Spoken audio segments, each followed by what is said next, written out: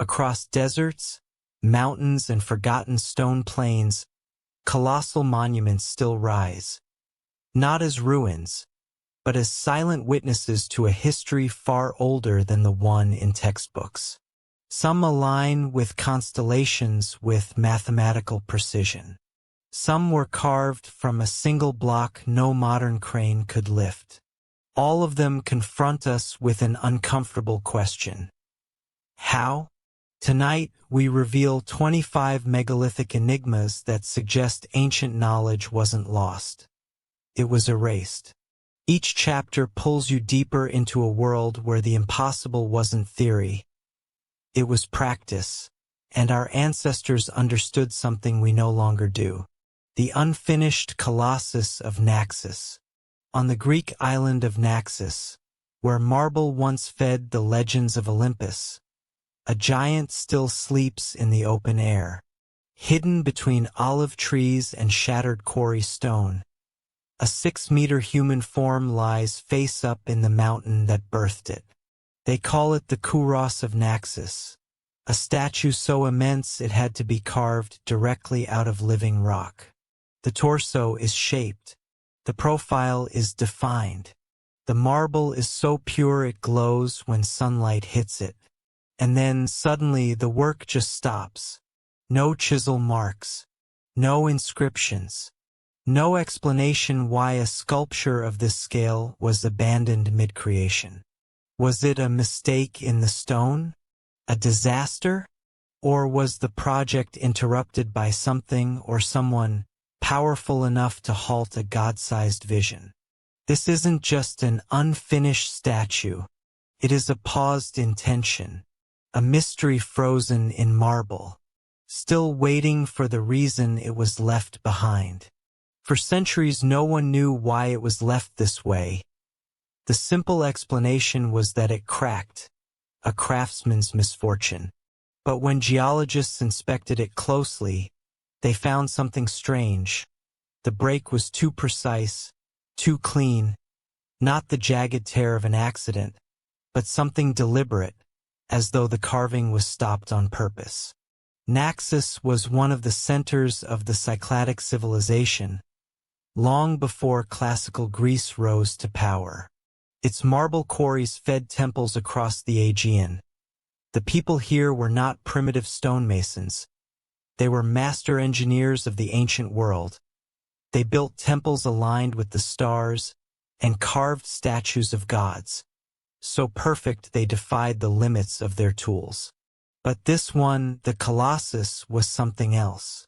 It was far larger than any human statue of its time, rivaling even the earliest Egyptian attempts at monument building. And yet there are no written records of who commissioned it or why it was abandoned. Archaeologists say it was carved sometime around 600 BC, but others believe it could be older, much older. The stone itself dates back hundreds of millions of years, but the techniques used to shape it hint at a knowledge that may have been inherited from forgotten builders, long before recorded history. On Naxos, there are other Kouroi, smaller, more refined, completed statues standing near temples. But the unfinished Colossus is different. It's colossal, rough, and raw. Feels less like a sculpture and more like an experiment, as if the builders were testing the limits of what they could do. And then, something went wrong. Perhaps the tools failed, perhaps the mountain cracked, or perhaps something happened to the builders themselves. Local legends tell of a sleeping god who refused to rise, punishing those who disturbed his rest. Others say the workers fled after a sudden quake split the marble, but no one really knows. All we see today is a giant left frozen in time, still half merged with the rock, as if the earth itself refused to let go. What makes the story even more intriguing is how the statue was meant to be moved. This block weighs over 80 tons, heavier than a fully loaded tank. Modern cranes would struggle to lift it, yet ancient builders planned to transport it down steep hills, through narrow paths to the sea. Similar feats were done in Egypt, where massive obelisks were moved over miles of desert, and in Lebanon's Baalbek, where stones weighing over 1,000 tons were positioned with perfect precision. Could these ancient builders, separated by continents, have shared the same forgotten methods? Some theories suggest the use of rolling logs and manpower, others propose lubricated tracks of clay, or the use of heat and water to alter the density of the stone. There are even fringe theories, ideas of sound levitation, or lost mechanical knowledge that allowed ancient people to move objects beyond their apparent capability. Whatever the truth, it's clear the builders of Naxos understood marble not just as a material, but as a living thing, something to be shaped, balanced, and respected. The unfinished kouros stands as a bridge between myth and craft. Its proportions suggest it may have represented Apollo, the god of light, fitting for a sculpture carved from the same white marble used to build temples in his name. The island of Naxos was considered sacred to Apollo and Dionysus, both gods of transformation. And maybe that's the secret of this statue. It was meant to embody the transformation of stone into spirit, of earth into divine form. But imagine for a moment what it would have looked like finished, standing upright at the entrance of a temple, towering above worshippers, its smooth surface reflecting sunlight like gold. It would have been one of the greatest statues of its age, a symbol of power, art, and divine presence. Instead, it lies flat, never raised, never worshipped. The story half told. When archaeologists first studied the statue in the 19th century, they found chisel marks still visible on its surface. These weren't crude hits with primitive tools, they were methodical, layered, controlled. The sculptors worked with copper and bronze chisels, but they managed precision comparable to iron. To achieve that, they must have understood how to temper metals in ways we barely recognize from that era. Across the Mediterranean, similar anomalies appear. Tools and techniques that shouldn't exist for the time. Could these builders have inherited their skills from an earlier forgotten civilization, one erased by catastrophe or time? Ancient flood myths from Sumeria to Greece speak of a lost world before the Great Deluge, an age when the gods themselves walked among men. Some scholars believe that these gods may have been engineers and astronomers of a civilization wiped out thousands of years earlier, whose memory survived as myth. If that's true, then the Cuirass of Naxos may not just be an unfinished statue, it could be a relic of that lost legacy. Standing before it, one can feel something almost unsettling. The scale, the precision, the sense of abandonment. It all feels intentional, as if it's still waiting for someone to finish it.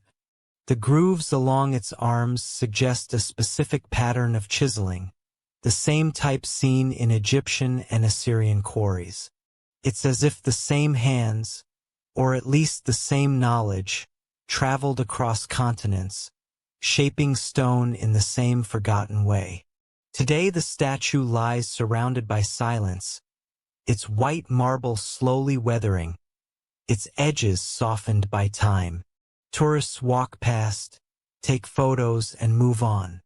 But those who stop long enough, who listen, swear they can feel something deeper, like the presence of something unfinished, not just in the stone, but in human history itself.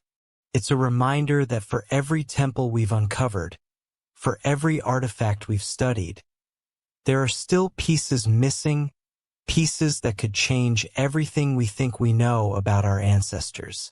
The unfinished Colossus of Naxos is more than an archaeological curiosity. It's a question carved in stone, a monument to ambition and mystery, frozen in the act of creation.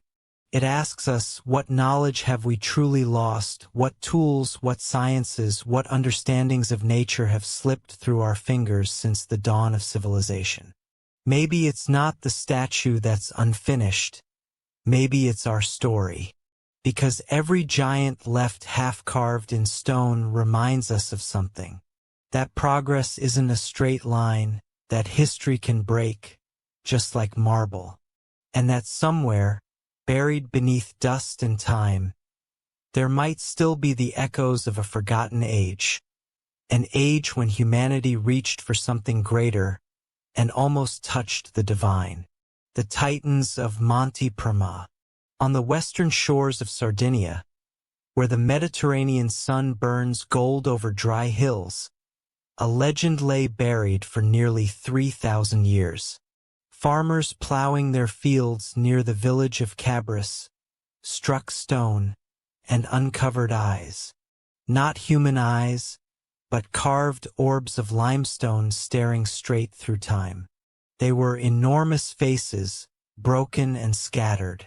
Fragments of warriors, archers, and boxers. Unlike anything else in Europe, they became known as the Giants of Monte Prima, guardians from an age that shouldn't exist. The first pieces emerged by accident in the 1970s. Torsos without heads, heads without bodies, limbs shattered into hundreds of blocks. Archaeologists who arrived on site were stunned. These were not Roman, not Greek. They belonged to the Neurologic civilization, a mysterious culture that flourished in Sardinia long before classical history began. The statues, once reassembled, stood more than 2 meters tall. They carried shields, bows, and helmets with twin crests like horns. Figures both human and divine, but what truly set them apart were the eyes. 2 concentric circles drilled perfectly into stone, forming a hypnotic gaze. They looked almost mechanical, as if the sculptors understood geometry and symmetry on an advanced level. No written records survive from the Neurologic people. Their stone towers, Neurologics, still dot the island, silent sentinels over valleys and coasts. But who they were, how they built, and why they carved giants remains a mystery. Some believe they represented heroes of myth, others, ancestral spirits meant to guard tombs. And a few, the boldest voices, claim they are proof that Sardinia once hosted a civilization older and far more sophisticated than history allows. When the first complete statue was lifted from the ground, scientists realized something astonishing. The fragments were intentionally broken. They had not been toppled by time or weather. Someone in antiquity had destroyed them deliberately. Every head smashed, every torso fractured. Yet the pieces were buried carefully, as if the destroyers were also mourners. What could drive a culture to obliterate its own gods? Radiocarbon dating of the tombs beneath the statues places them around 900 BC, though some argue for centuries earlier. If true, that means they predate the earliest Greek monumental sculpture by hundreds of years. Europe's first large stone statues weren't born in Athens or Crete. They were born here on Sardinia. Look closely and the craftsmanship tells a story. Each line of armor and muscle is simplified but exact. The carvers understood proportion. They planned with string and compass, not guesswork. Even the placement of the statues, facing the rising sun, suggests astronomical intention. They guarded a necropolis aligned with celestial markers, perhaps to guide the souls of the dead. And yet, there's something eerie about them. Those circular eyes appear again and again across the Mediterranean. On idols from the Cyclades, on Egyptian amulets, even on statues from Mesopotamia. Could these design echoes be coincidence, or traces of an ancient connection stretching across seas long before recorded trade. Some researchers now think the giants of Monte Prima were part of a ritual landscape, stone guardians set to watch over the dead and mirror the power of living rulers. Others see them as myth made real, the physical embodiment of the Sardan giants described in early Greek tales, a race of tall warriors who once ruled the islands of the West. In the museum at Cabris, restoration teams spent decades piecing them together, fragment by fragment. It was like assembling a 3D puzzle without edges.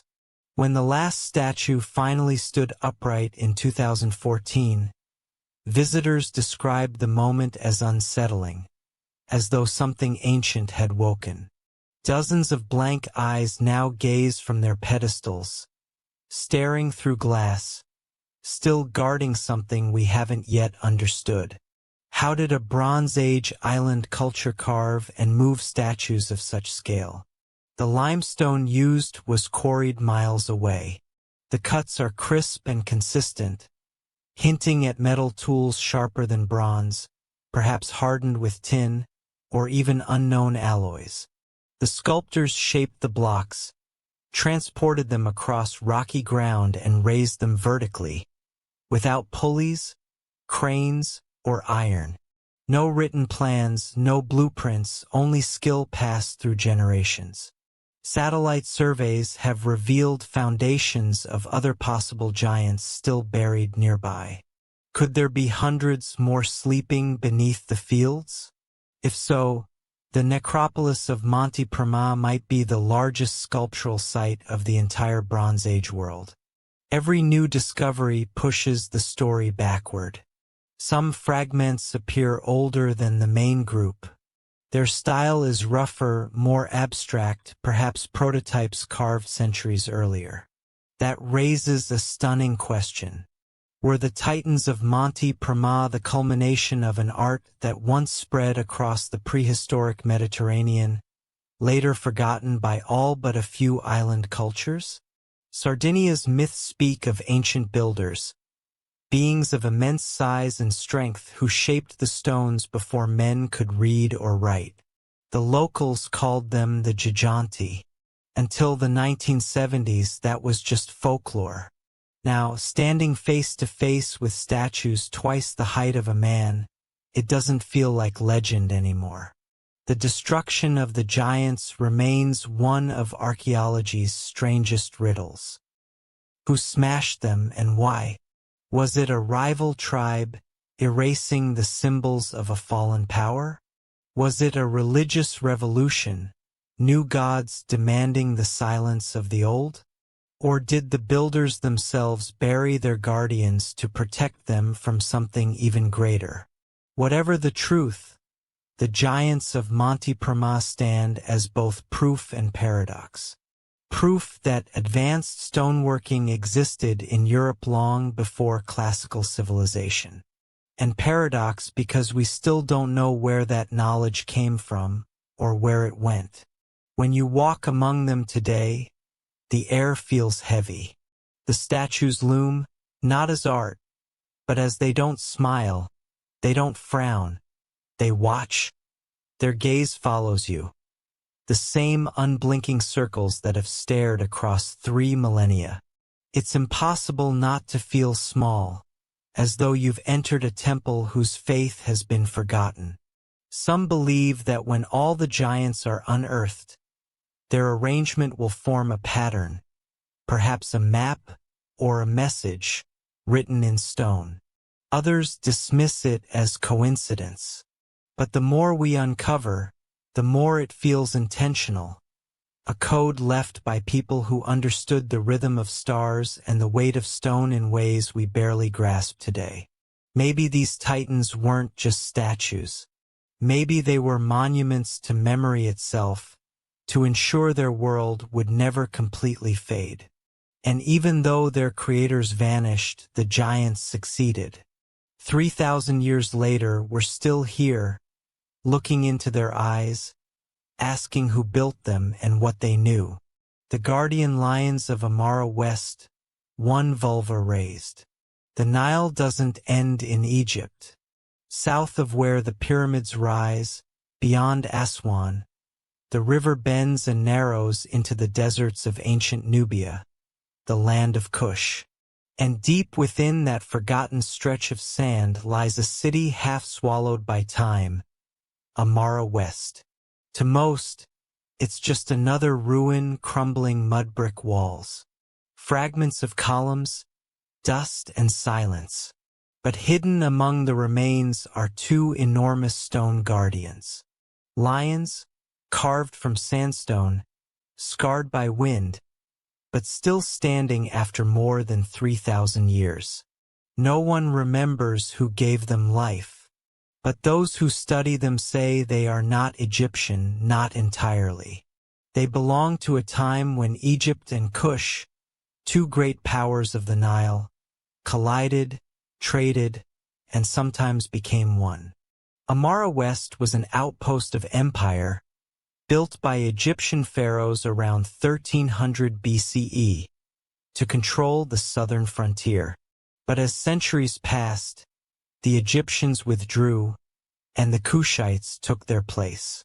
What was once an imperial fortress became a sacred city of lions, where desert gods and Nile gods met in silence. Archaeologists call them guardian lions, but no one truly knows what they guarded. Were they protectors of a temple, or markers of something more mysterious? A gateway to the underworld, or to hidden tombs still buried beneath the sand? Each lion is carved from a single block of Nubian sandstone. Their features are broad, powerful, not the sleek, stylized forms of Egyptian art, but heavy, natural, almost alive. The eyes stare straight ahead, the mouth slightly open, as if about to breathe. Their claws grip the plinths they rest upon, weathered but unbroken, and between them once stood a doorway, a threshold between worlds. When archaeologists from the British Museum first excavated Amara West, they thought they were uncovering a simple administrative town. But as they dug deeper, the story changed. Beneath layers of domestic buildings and workshops, they found shrines, altars, and burial chambers, signs of ritual, not just governance. And everywhere the lion motif repeated, painted on pottery, carved into lintels.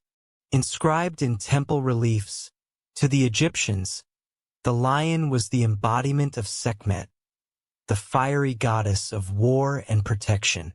To the Kushites, the lion was epidemic, a god of kingship, fierce, divine, and creative. At Amara West, the two merged. The lions were not simply guardians. They were symbols of fusion, of an age when borders blurred, and empires shared their gods. But there's another layer to their mystery. Unlike most temple guardians, the lions of Amara West face inward, not outward. Their gaze doesn't repel intruders. It seems to guard something within. What were they watching? What were they keeping safe? In the 1930s, teams documented the lions, photographed them, and shipped one to Khartoum for study. The other remained in place, half buried in its pedestal of sand. Decades later, satellite scans revealed voids beneath that very spot, hollow spaces, tunnels, perhaps chambers. Some say those chambers may hold the tombs of Kushite priests or Egyptian officials. Others believe they could conceal offerings, or relics of gold and faience meant to honor the gods of both lands. But no one has dug there in full. The site is fragile, its walls crumbling faster than they can be saved. So for now the lions keep their secrets. What makes Amara West even more intriguing is its engineering. The city was laid out with astonishing precision. Grid-like streets, water channels, storage facilities, even underground cooling rooms. all of it built with a level of planning rarely seen outside Egypt's heartlands. How did a frontier city in desert maintain such sophistication centuries after empire began to fade? Recent excavations show evidence of Nile control systems, canals that once drew water inland, feeding gardens and temples in the heart of the desert. Even after the main river changed its course, the Kushite engineers found ways to channel underground streams, sustaining life where none should exist. It's as if Amara West itself refused to die. And the lions, they seem to embody that endurance. Through the collapse of dynasties, the shifting of the river, and the silence of centuries, they still stand, unblinking. You can almost imagine what the city must have looked like in its prime. Painted walls, bustling courtyards, incense smoke curling beneath the desert sun, and two colossal lions watching it all in eternal vigil. In local legend, travelers who sleep near the ruins hear sounds at night, the low growl of something ancient beneath the sand. Of course, skeptics call it wind through the hollows, but the elders say those are the lions, still guarding what's buried below. As the desert reclaims the site year by year, the lions remain defiant, chipped, sunburned, but whole. And each sunrise, the first light of the Nile Valley catches their faces, just as it did 3 millennia ago. For a few moments each day they glow, golden, alive, and then fade back into shadow. To stand before them is to feel time collapse. You're not looking at statues, you're standing before sentinels, beings carved to remember a forgotten kingdom. Perhaps they were meant to guard the souls of the dead, perhaps the knowledge of the ancients, or perhaps they were placed to between what we understand and what we've yet to uncover. Because Amara West isn't just ruins, it's a reminder that Egypt was never alone. South of its borders lay civilizations just as capable, just as powerful, and just as lost to time. And the lions, still watching, still waiting, are proof that somewhere in the sands of Sudan, the old gods never truly left. The mountain palace of Masada, high above the Judean desert, where the wind scours the rock and silence reigns for miles, rises a mountain unlike any other. To the untrained eye, it's just a plateau, an isolated mesa of stone. But hidden within its sheer cliffs lies one of the most incredible feats of ancient engineering ever attempted. This is Masada, a fortress carved from the bones of the earth itself, a palace built in the sky. Nearly 2,000 years ago, King Herod the Great stood on this very ridge and looked out over the desolation below. To the west stretched the endless desert, to the east, the glimmer of the Dead Sea. Between them, this towering plateau, strategic, untouchable, eternal. It was here he chose to build his refuge, his sanctuary, and his legacy. What Herod envisioned was not just a fortress, it was a statement of power. A symbol that even in exile he ruled the impossible. Archaeologists today still marvel at how it was done. No cranes, no modern tools, just willpower, ingenuity, and 1,000 hands hauling stone. They chiseled massive blocks from the cliffs, dragging them up steep paths that even goats struggle to climb. At the summit, engineers leveled the rock and shaped it into terraces, courtyards, and storage halls. And then the miracle, water. In a land where rain is a rumor, Herod built an aqueduct system that funneled flash floods from distant wadis into gigantic cisterns carved deep into the mountain. Each one could hold thousands of cubic meters of water, enough to keep an entire garrison alive for years. The fact that such precision existed in the 1st century BCE still defies belief.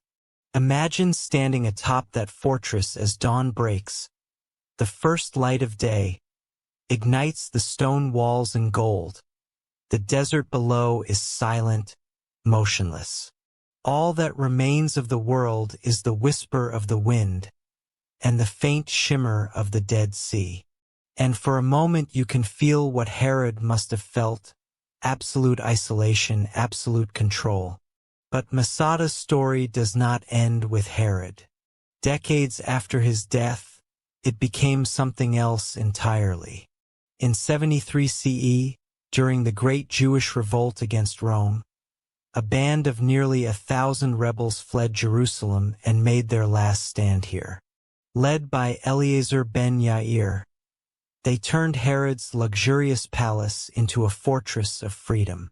They rebuilt the walls, stockpiled grain, and swore never to surrender. Below them, on the desert floor, 10,000 Roman soldiers surrounded the mountain. It was supposed to be an easy siege, but the defenders of Masada would not yield. The Romans constructed an enormous earthen ramp on the western side, a colossal slope of stone and dirt that rose hundreds of feet, built by captured slaves under the relentless desert sun. Even today that ramp remains, a scar on the mountainside, visible from miles away.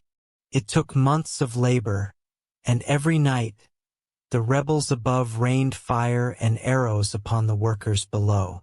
But the Romans kept building.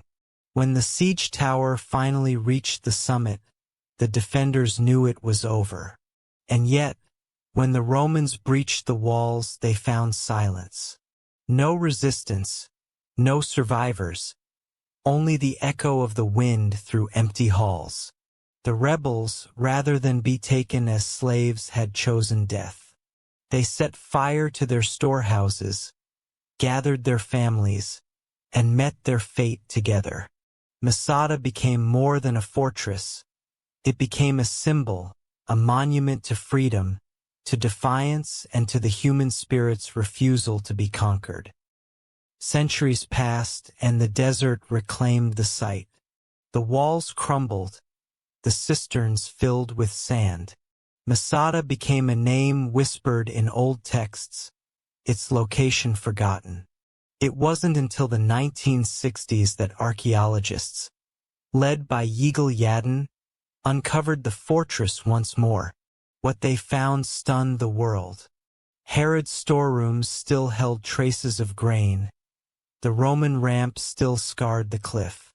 Fragments of scrolls, pottery, and human remains told a story of luxury and tragedy, intertwined. And beneath the dust, they discovered something else, proof of design beyond the ordinary. Every wall, every stairway, every column of Masada was placed with mathematical precision. The layout followed solar patterns. Certain chambers aligned perfectly with sunrise on the solstice. Coincidence, perhaps, but in a world obsessed with celestial order, maybe Herod's architects were encoding something greater, a calendar, a message, or a power we no longer understand. Some researchers even suggest that the massive cistern system worked like a hydraulic network, distributing pressure and balance throughout the mountain, a concept centuries ahead of its time. Others point to the plaster used to waterproof the walls, a mixture so advanced that modern chemists still struggle to replicate it with the same durability. Who taught these builders? How did they learn to work with such precision in such an unforgiving environment? Was it Herod's genius alone, or knowledge passed down from a civilization far older? Legends whisper that beneath the palace lies a deeper chamber, sealed since the day of the siege. Locals call it the King's Tomb. Some claim it hides the archives of Herod, the blueprints of his lost projects, and records of technologies erased by time. So far no one has found it, but the mountain still holds secrets. Every expedition uncovers new anomalies, hidden tunnels, unknown passageways, markings in languages yet to be identified. And when night falls on Masada and the desert cools, strange things happen. Visitors report hearing echoes, chanting, faint and rhythmic. Some say it's the wind passing through the stone halls. Others believe it's something older, the last song of those who refuse to surrender. Masada is not merely a ruin. It's a mirror of humanity itself. It shows us our fall, but stories carved in stone endure. Standing there today, with the wind howling through the ancient gates, one can almost feel the pulse of history, a heartbeat of defiance, echoing across millennia. Perhaps Herod's fortress was never just a palace. Perhaps it was a message, a monument built not to keep enemies out, but to speak across time. A reminder that even at the edge of the world, humans dreamed of immortality through architecture. And in that dream, they built that still stands when empires have turned to dust. This is the mountain palace of Masada, a testament carved in stone, a mystery written in silence, and a promise that the past is never truly gone, only waiting to be rediscovered. The sky temples of Chavan de Wantar. They say the gods once spoke through the mountains, and if that's true, then the people of Chavan de Wantar were the first to listen. High in the Peruvian Andes, surrounded by valleys cloaked in mist, lies a temple complex unlike any other in the world. Chavan de Wantar, a place of stone and shadow, where sound, light, and architecture merge into something almost beyond comprehension. To the untrained eye, it is a ruin. To those who have studied it, it is a message left behind by a civilization so advanced that its methods still challenge us today. The story begins more than 3,000 years ago, long before the Incas, long before Machu Picchu. Around 1200 BCE, the builders of Chavan began shaping the valley into what would become the spiritual and ceremonial heart of an entire culture. The temple rose at the meeting of two rivers, a sacred convergence of earth and water. The people called this place the center of the world, and perhaps in their time it truly was. Archaeologists have long wondered why this remote high-altitude site was chosen. Why build a massive ceremonial center in a place with little fertile soil and far from major trade? The answer, it seems, lies in the sky. Chavan de Wantar was not simply a temple. It was an observatory, a cosmic engine carefully aligned with the sun, the solstices, and certain stars.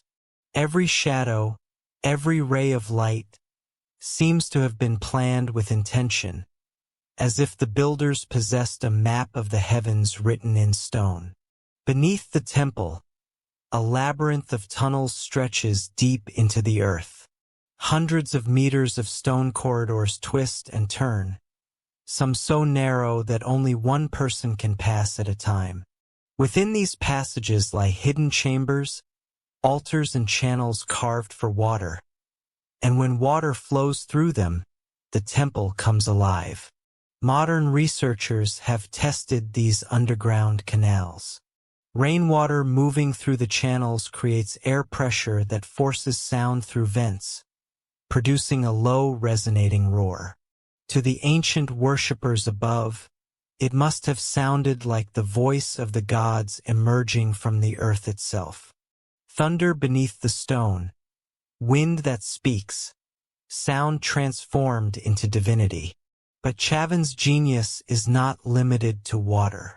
The main temple, known as the Old Temple, exhibits acoustic perfection that modern architects still study. A single conch shell trumpet, called a putatu, can send vibrations through the entire structure. One note echoes through every hall, shifting in tone depending on direction.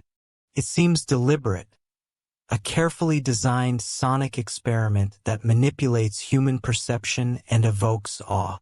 At the heart of the temple stands its most famous relic, El Lonzon, a massive stone monolith, carved with a godlike figure, fanged, wide-eyed, surrounded by swirling serpents. It occupies a pitch-dark chamber accessible only through the maze of tunnels. When sunlight enters through carefully placed shafts, the monolith is illuminated in a way that makes it appear as though the deity itself has materialized from darkness. For the people of Chavin, this was the axis of the world, the meeting point of heaven, earth, and the underworld. For archaeologists today, it is a masterpiece of optical engineering. The placement of light and shadow throughout the temple mirrors the solar calendar, a precise system that charts the passage of the sun across the year. Who were the minds behind this creation? Chavin culture predates the Incas by over 2,000 years. Yet its builders possess skills and knowledge that remain difficult to explain. The temple's stone blocks are perfectly interlocked, resistant to earthquakes, and cut with such precision that they align perfectly after millennia.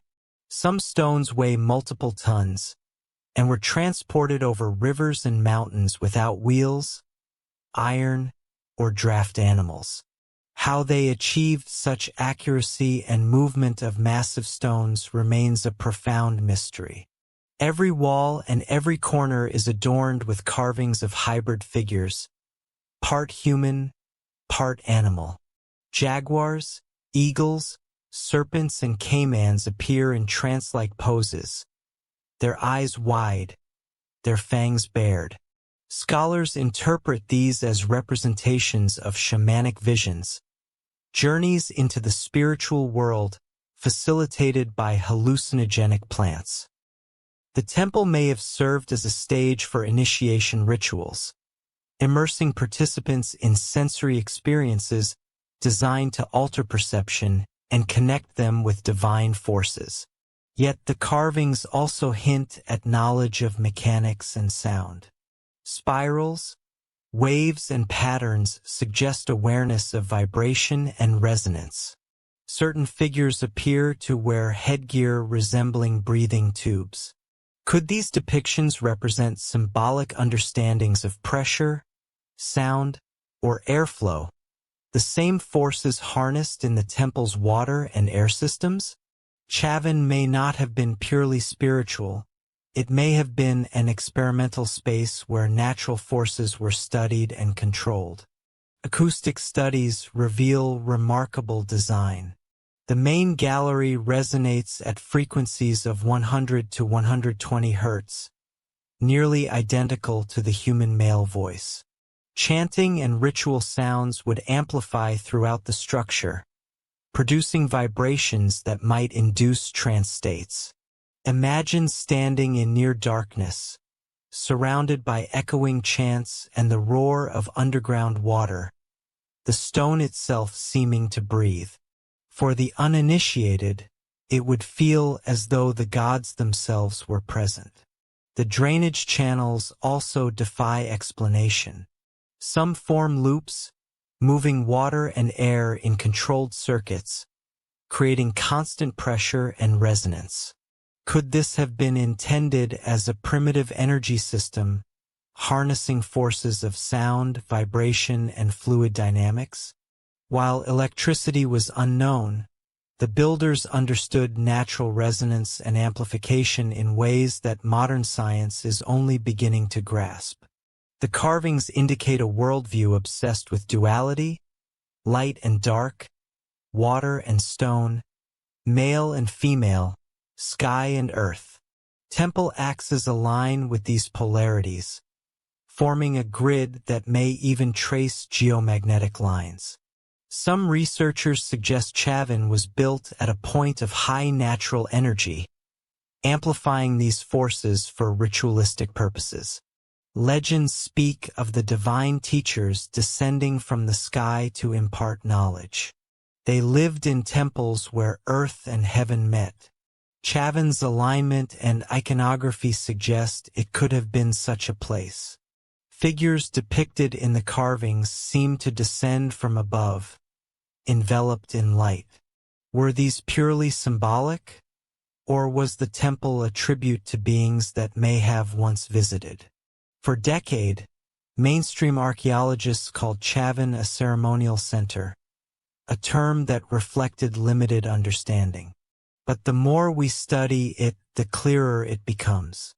This was a machine, a structure designed to manipulate sound, water, and light, inducing altered states and connecting humans to cosmic forces. Its builders were not primitive, they were engineers, acousticians, and visionaries, thousands of years ahead of their time. Standing amid the ruins today, one can still feel its presence. The air remains cooler than the surrounding valleys, and faint hums echo through the stone passages. When rivers flood, the tunnels roar once again, as they may have for ancient worshippers. Chavin de Wantar is a reminder that human knowledge is not linear. Skills are gained, lost, and rediscovered in cycles. What we call myth may simply be history we no longer understand. And sometimes what seems impossible is merely a story waiting for us to decode. This is the mystery of the sky temples of Chavin de Wantar, where stone became sound, and sound became legend, where architecture, nature, and belief merged into a masterpiece of ancient genius, still speaking to us across the millennia. The forgotten pyramid of Zoyat el-Aryan. Hidden in the desert sands of Egypt, just a few kilometers from Giza, lies a structure long forgotten by time.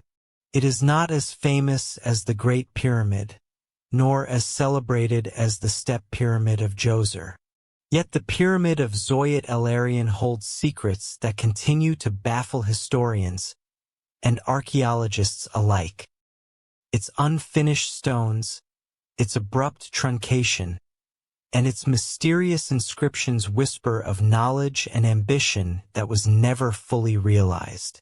Construction began in an era of dynastic brilliance, when Egypt was at the peak of its architectural mastery. The builders of this pyramid intended it to be a tomb, a monument to a pharaoh whose identity remains uncertain. Some scholars attribute it to Pharaoh Sneferka, others to Sekhemkhet. But beyond the debate over ownership lies a far deeper mystery: the methods and materials used, and the inexplicable precision of the work that was completed before construction abruptly stopped. The pyramid rises from the sand as an incomplete silhouette, with its core blocks partially assembled and its outer casing missing.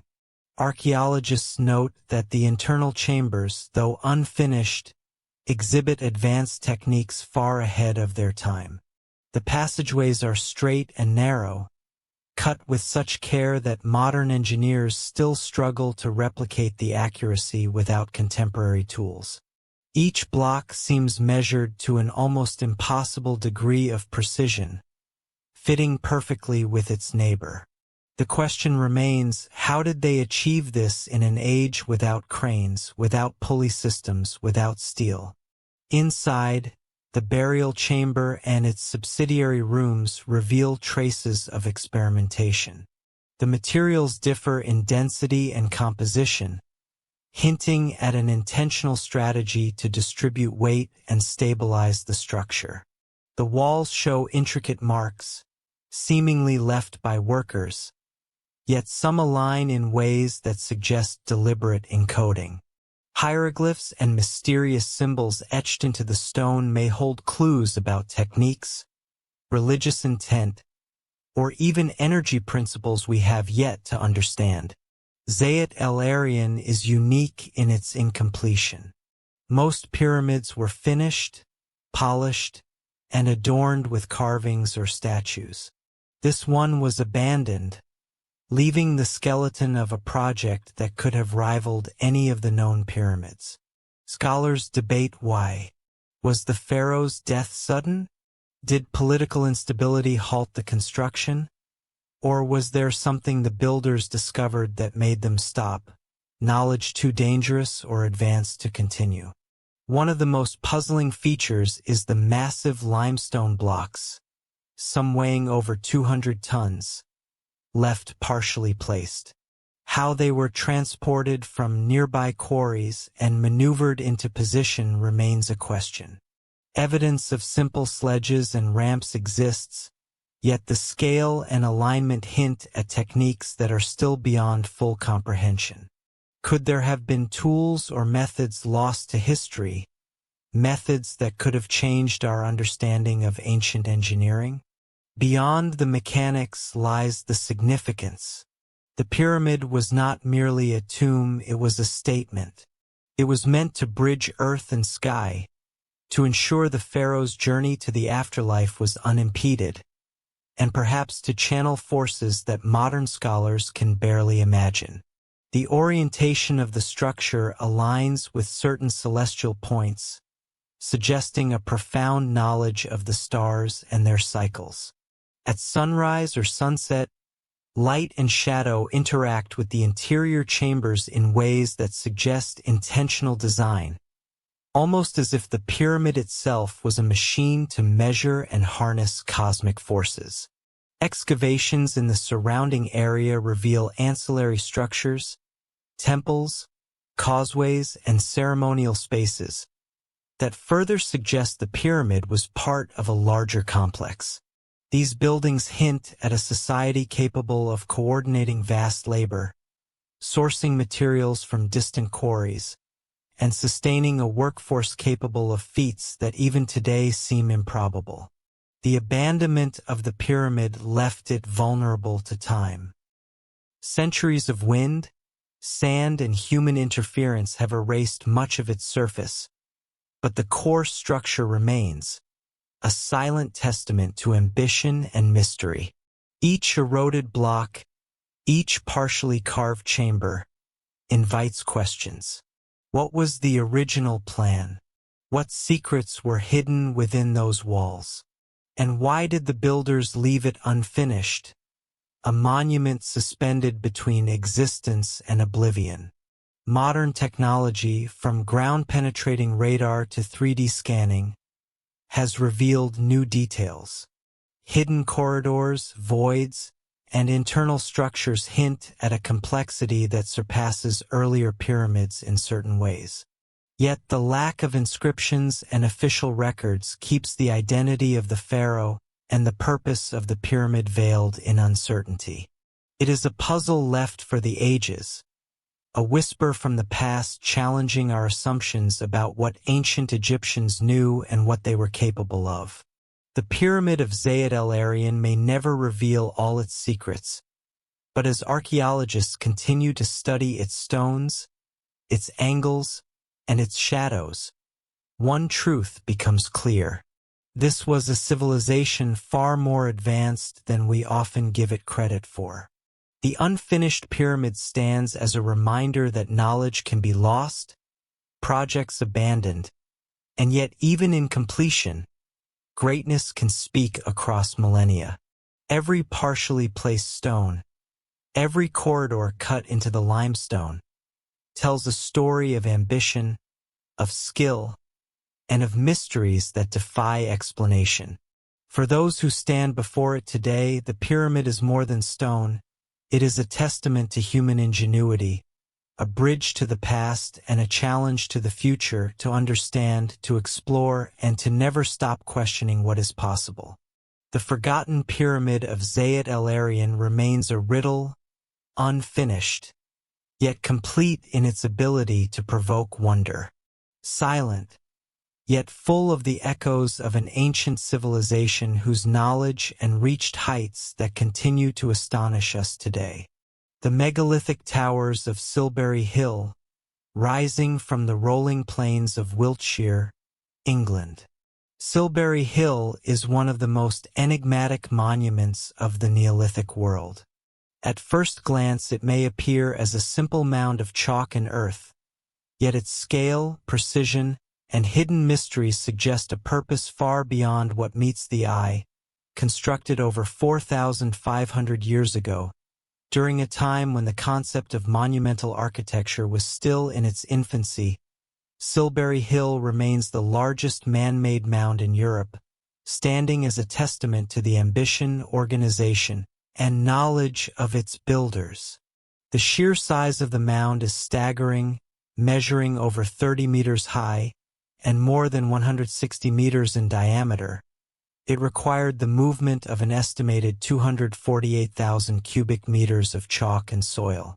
Archaeologists have theorized that thousands of people worked for decades, hauling, stacking, and compressing material in a methodical way that defies our understanding of Neolithic engineering. But what was the purpose of this colossal undertaking? For centuries, the answer has remained elusive. Unlike pyramids or later tombs, Silbury Hill does not contain a burial chamber, nor does it appear to serve as a defensive structure. Its interior is a labyrinth of layers, constructed with chalk, clay, and timber, forming concentric terraces that rise to a flattened summit. Excavations reveal intricate patterns within these layers, almost as if the builders were encoding information in the very structure itself. Some archaeologists suggest it could have served as a ceremonial platform, a site for rituals and gatherings that connected the community to the land and the heavens. The alignment of Silbury Hill adds another layer to its mystery. From its peak, one can observe distant landmarks and natural features, suggesting an awareness of the surrounding landscape that hints at astronomical or symbolic significance. Some researchers argue that it may have functioned as a solar marker, aligning with solstices or other celestial events. Others propose that the mound represents a symbolic mountain, a sacred axis connecting the earth to the sky, a vertical monument in a largely flat landscape. Excavations have also uncovered traces of timber and wooden structures, some arranged in concentric circles around the mound. These may have been ceremonial enclosures or scaffolding used during construction, yet no definitive evidence explains why such effort was invested in a mound that, by modern standards, seems functional only as a symbol. Every discovery, from flint tools to organic remains, adds to the mystery, revealing a society with the capacity for meticulous planning, coordination, and long-term vision. Silbury Hill's construction techniques remain a puzzle. The layers of chalk and clay are tightly compacted, providing stability that has allowed the mound to survive millennia of weathering. Timber reinforcements suggest knowledge of weight distribution and structural integrity, indicating that the builders possessed engineering insight that modern observers can scarcely replicate without machinery. Yet, despite these advanced methods, we still do not know why it was built, or why it was never altered or expanded upon in later generations. The mound is surrounded by a landscape rich in prehistoric activity. Nearby avenues, barrows, and cursus monuments suggest that Silbury Hill was part of a larger ceremonial complex, a focal point for rituals. Its proximity to Avebury, Stonehenge, and other Neolithic sites hints at a network of sacred landscapes, possibly connected through symbolic, religious, or astronomical practices. Silbury Hill may have functioned as a keystone in this network, a central point of power, worship, or cultural significance. Over the centuries, the mound has captured the imagination of archaeologists, historians, and visitors alike.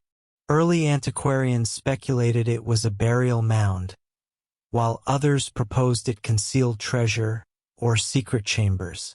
Modern technologies, including ground-penetrating radar and 3D scanning, have revealed voids and internal features that suggest the presence of construction phases, but they have yet to provide a complete explanation of its purpose. One of the most intriguing aspects of Silbury Hill is its symbolism. In a time when communities relied on natural features for orientation and meaning, creating a massive artificial mound reflects an extraordinary desire to shape the environment. The hill stands not merely as a physical construction, but as a statement of cultural identity, spiritual ambition, and technological skill. Its builders were not merely stacking earth. They were creating a lasting monument, a beacon through time that continues to provoke wonder. The ongoing mysteries of Silbury Hill highlight a broader question about human ingenuity in the Neolithic era. How could a community of farmers, hunters, and craftspeople mobilize the resources, labor, and knowledge necessary to construct such a precise, massive structure? The answer may lie partly in communal effort, ritual importance, and an intimate understanding of materials and landscape. Yet even with these factors, the sophistication and scale of Silbury Hill remain astonishing, challenging assumptions about the capabilities of ancient societies. Today, Silbury Hill continues to draw attention from around the world. Tourists, researchers, and enthusiasts approach its slopes, tracing the lines of its terraces, imagining the hands that shaped each layer of chalk and soil. Though we may never fully understand the intent of its builders, the mound remains a powerful reminder of humanity's ability to conceive and execute monumental works, long before the advent of modern engineering. The megalithic towers of Silbury Hill, though silent and unassuming from a distance, are a testament to Neolithic ambition, creativity, and enduring mystery. Each layer of chalk, each hidden timber, each terrace carved with purpose, speaks of a society capable of feats that continue to astound modern observers. It is more than a mound. It is a legacy, a challenge, and a symbol of what humanity can achieve when imagination, faith, and skill converge. Even after thousands of years, Silbury Hill stands defiant against time, weather, and erosion, continuing to provoke questions, inspire awe, and remind us that the ancient world was far more sophisticated than we often give it credit for. It is a monument to human ambition, a megalithic enigma that will endure long after our own time has passed, holding its secrets patiently beneath the English sky. The ancient dams of Marib, in the heart of modern-day Yemen, hidden among the rugged landscapes and arid plains, lie the remains of one of the most remarkable engineering feats of the ancient world, the dams of Marib. For millennia, these massive structures controlled the waters of the desert, transforming barren land into fertile fields, and sustaining civilizations long before the advent of modern technology. Their scale, sophistication, and impact remain a testament to human ingenuity, and their story offers a rare glimpse into a society that mastered both engineering and survival against the harshest of environments. The Marib dams were built by the Sabian civilization, a people whose influence stretched across southern Arabia around 1000 BCE. They inhabited a region defined by scarce rainfall, shifting sands, and the constant threat of drought. Yet despite these challenges, the Sabians devised a system capable of harnessing the waters of seasonal floods and redirecting them into canals and reservoirs. This was not a mere attempt at survival. It was an ambitious effort to reshape the landscape and support a thriving population in one of the driest regions on Earth. The largest and most famous of these constructions was the Great Dam of Marib, stretching hundreds of meters in length, built from stone, packed earth, and other locally available materials. Unlike modern concrete dams, the Sabians relied on a combination of skillful layering, precise gradients, and an understanding of hydrodynamics that allowed water to be stored and controlled with remarkable efficiency. Archaeologists estimate that the original dam could hold millions of cubic meters of water, enough to irrigate the surrounding fields and sustain cities that dotted the region. What makes the Merib dams extraordinary is not only their size, but the precision with which they were constructed. Ancient engineers carefully studied the flow of the seasonal floods, channeling excess water through sluices and spillways, designed to prevent catastrophic failure. They understood the behavior of water under pressure, the need for drainage, and the importance of reinforcing vulnerable sections. In a time without modern machinery, this required careful planning, coordination, and a deep understanding of the materials at their disposal. The dams were part of an intricate network of irrigation channels that spread throughout the fertile lands of the Merib Valley. These channels allowed the Sabians to cultivate wheat, barley, and other crops, even in a desert climate where rainfall could be unpredictable and sporadic. The agricultural abundance generated by this system supported the growth of cities, enabled trade, and cemented the Sabians' reputation as master engineers of their environment. Yet the Merib dams were more than functional constructions. They were symbols of power, resilience, and innovation. Their maintenance required a sophisticated bureaucratic system, with overseers, laborers, and planners ensuring that the dam remained operational year after year.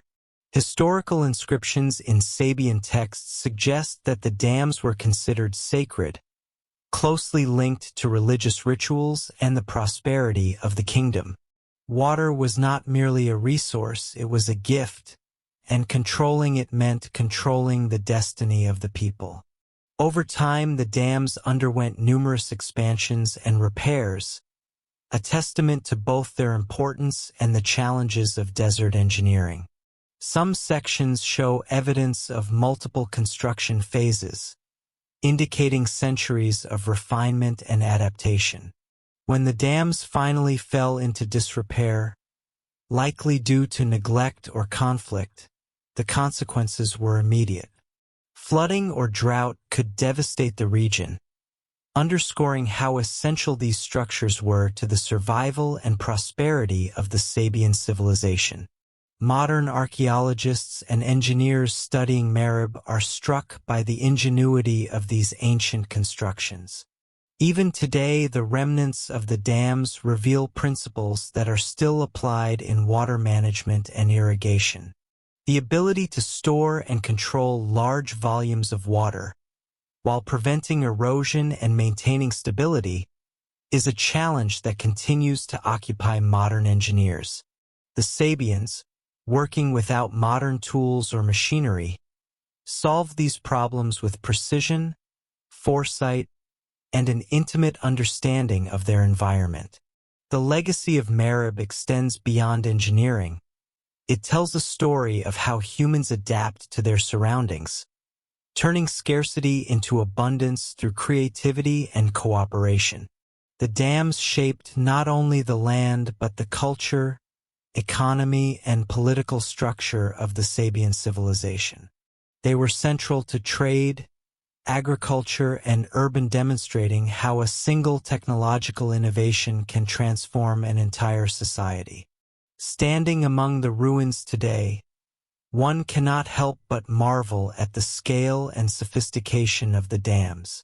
Massive stone blocks, long channels, and remnants of sluices hinted a civilization that understood the delicate balance between nature and human ambition. Archaeologists continue to uncover details, piecing together how the dams functioned and imagining the lives of those who built and maintained them. The ancient dams of Merib are more than a feat of engineering. They are a reminder of humanity's enduring capacity for innovation. They challenge our assumptions about the technological abilities of ancient societies and inspire awe at the determination required to tame the desert. For thousands of years, these structures provided life, prosperity, and security, and even in ruins, they continue to teach us about planning, collaboration, and the power of human ingenuity. Through the centuries, the story of Merib and its dams reminds us that civilization is not solely defined by monuments or empires, but by the systems that sustain life and the ingenuity that allows humans to thrive in even the most unforgiving landscapes. The dams stand as silent witnesses to a society that dared to control water, transform the desert, and leave behind a legacy that continues to inspire and fascinate the world. The giant Buddha of Leshan, carved into the cliffs of the Minjiang, Dadu, and Qingyi rivers in Sichuan Province, China. The giant Buddha of Leshan stands as one of humanity's most awe-inspiring monuments. Rising over 71 meters tall, this colossal statue has watched over the river confluence for more than 1,200 years, a silent guardian of both water and people. It is not just a sculpture. It is an engineering marvel, a spiritual symbol, and a testament to the ingenuity of ancient civilizations. The construction of the Leshan giant Buddha began in 7013 CE, during the Tang dynasty, under the guidance of a devoted monk named Hitong. According to historical records, Hitong sought to calm the treacherous currents of the rivers, which had claimed countless lives of passing sailors. Local legend tells us that he believed carving a massive figure of the Buddha would inspire divine protection, calming the waters and ensuring safe passage for travelers.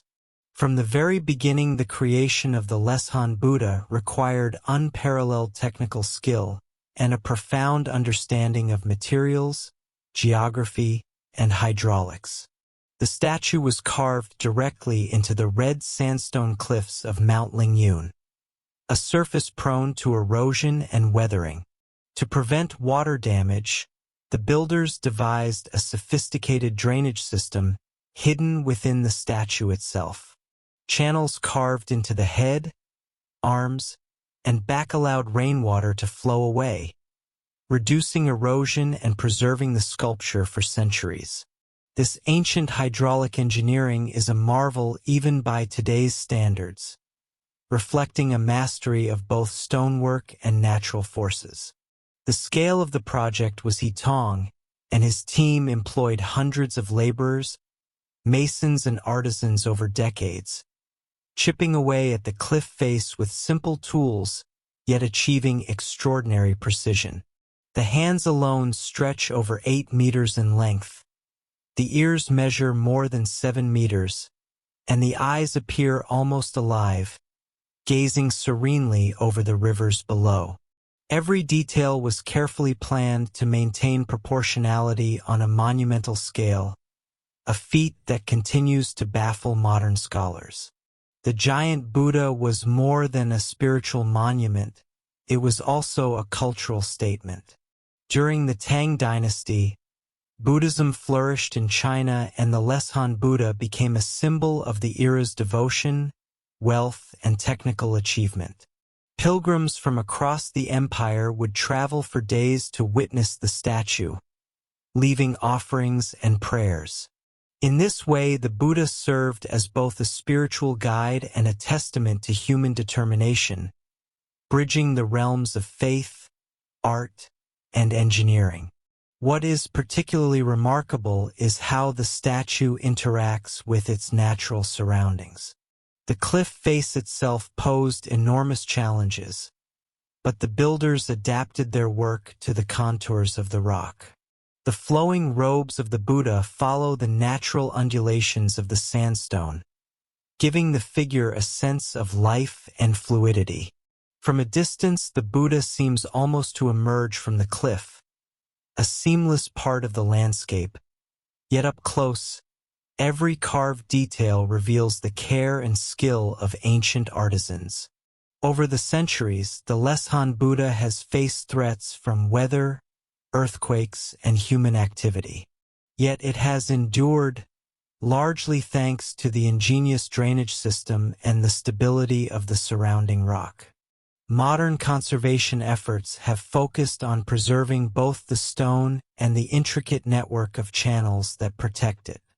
Archaeologists and engineers study the statue not only for its artistic value, but also for its insights into ancient construction methods and environmental adaptation.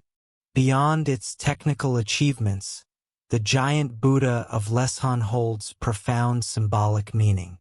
It embodies compassion, calm, and the protective power of faith. Haidong's original vision, a guardian for the rivers and the people who traverse them, remains evident today.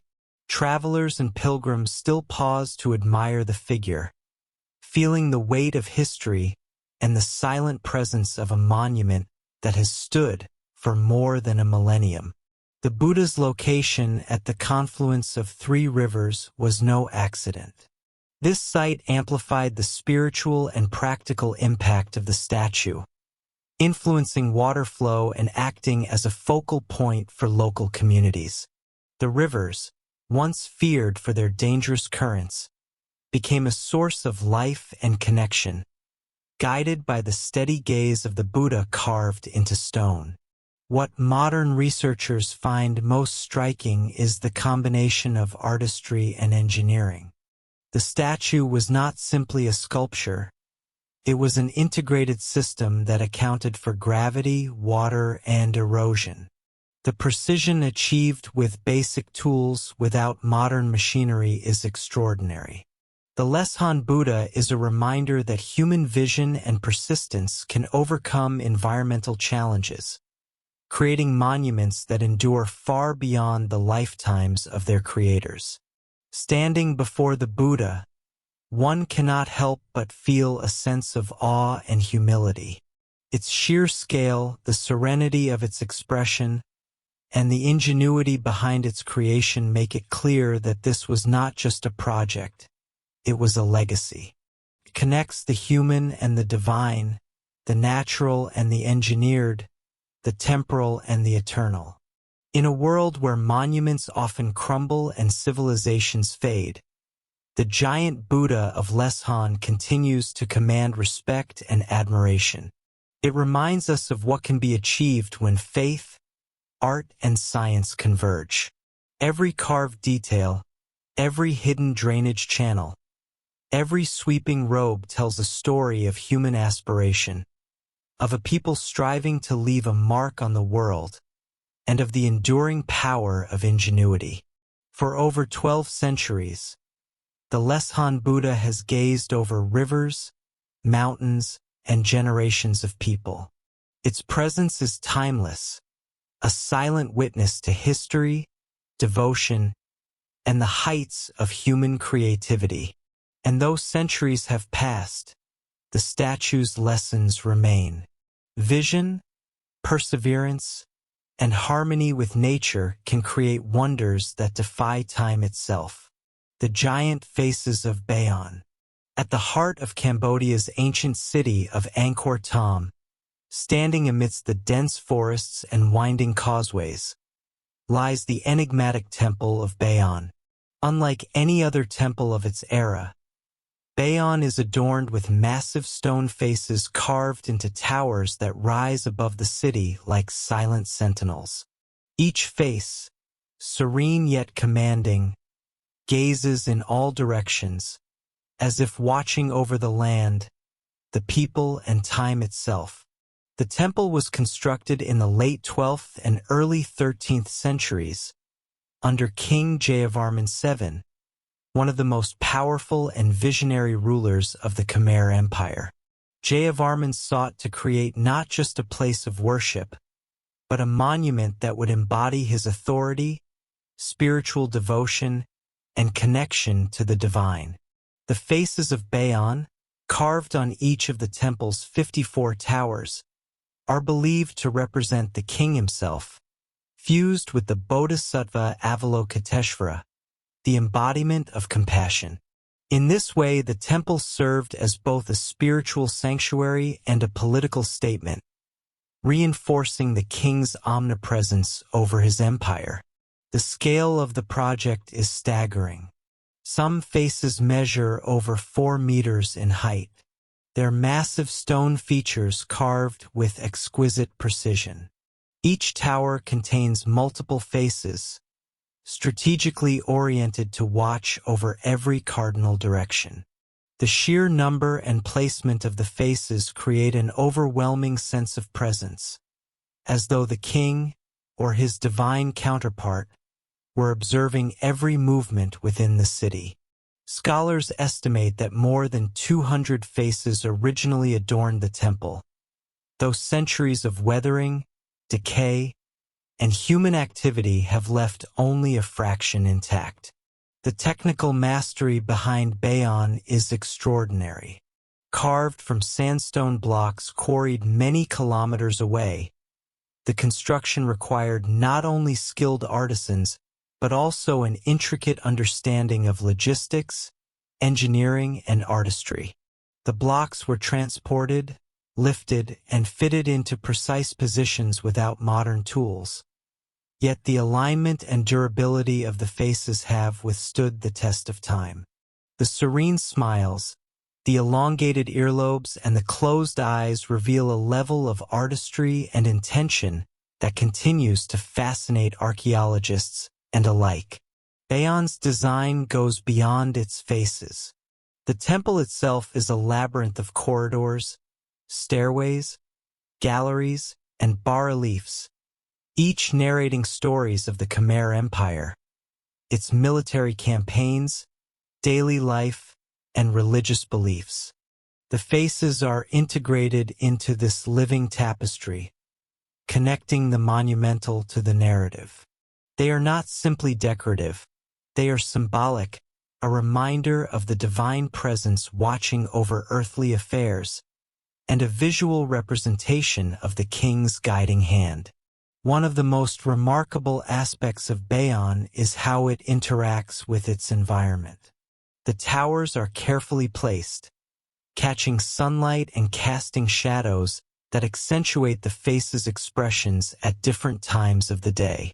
The scale of the project required an understanding of not only architecture but also optics and spatial awareness. Every tower, every face, every carving was designed to inspire awe, reverence, and even subtle intimidation, a testament to the power of symbolism in architecture. The faces themselves have been the subject of intense study and speculation.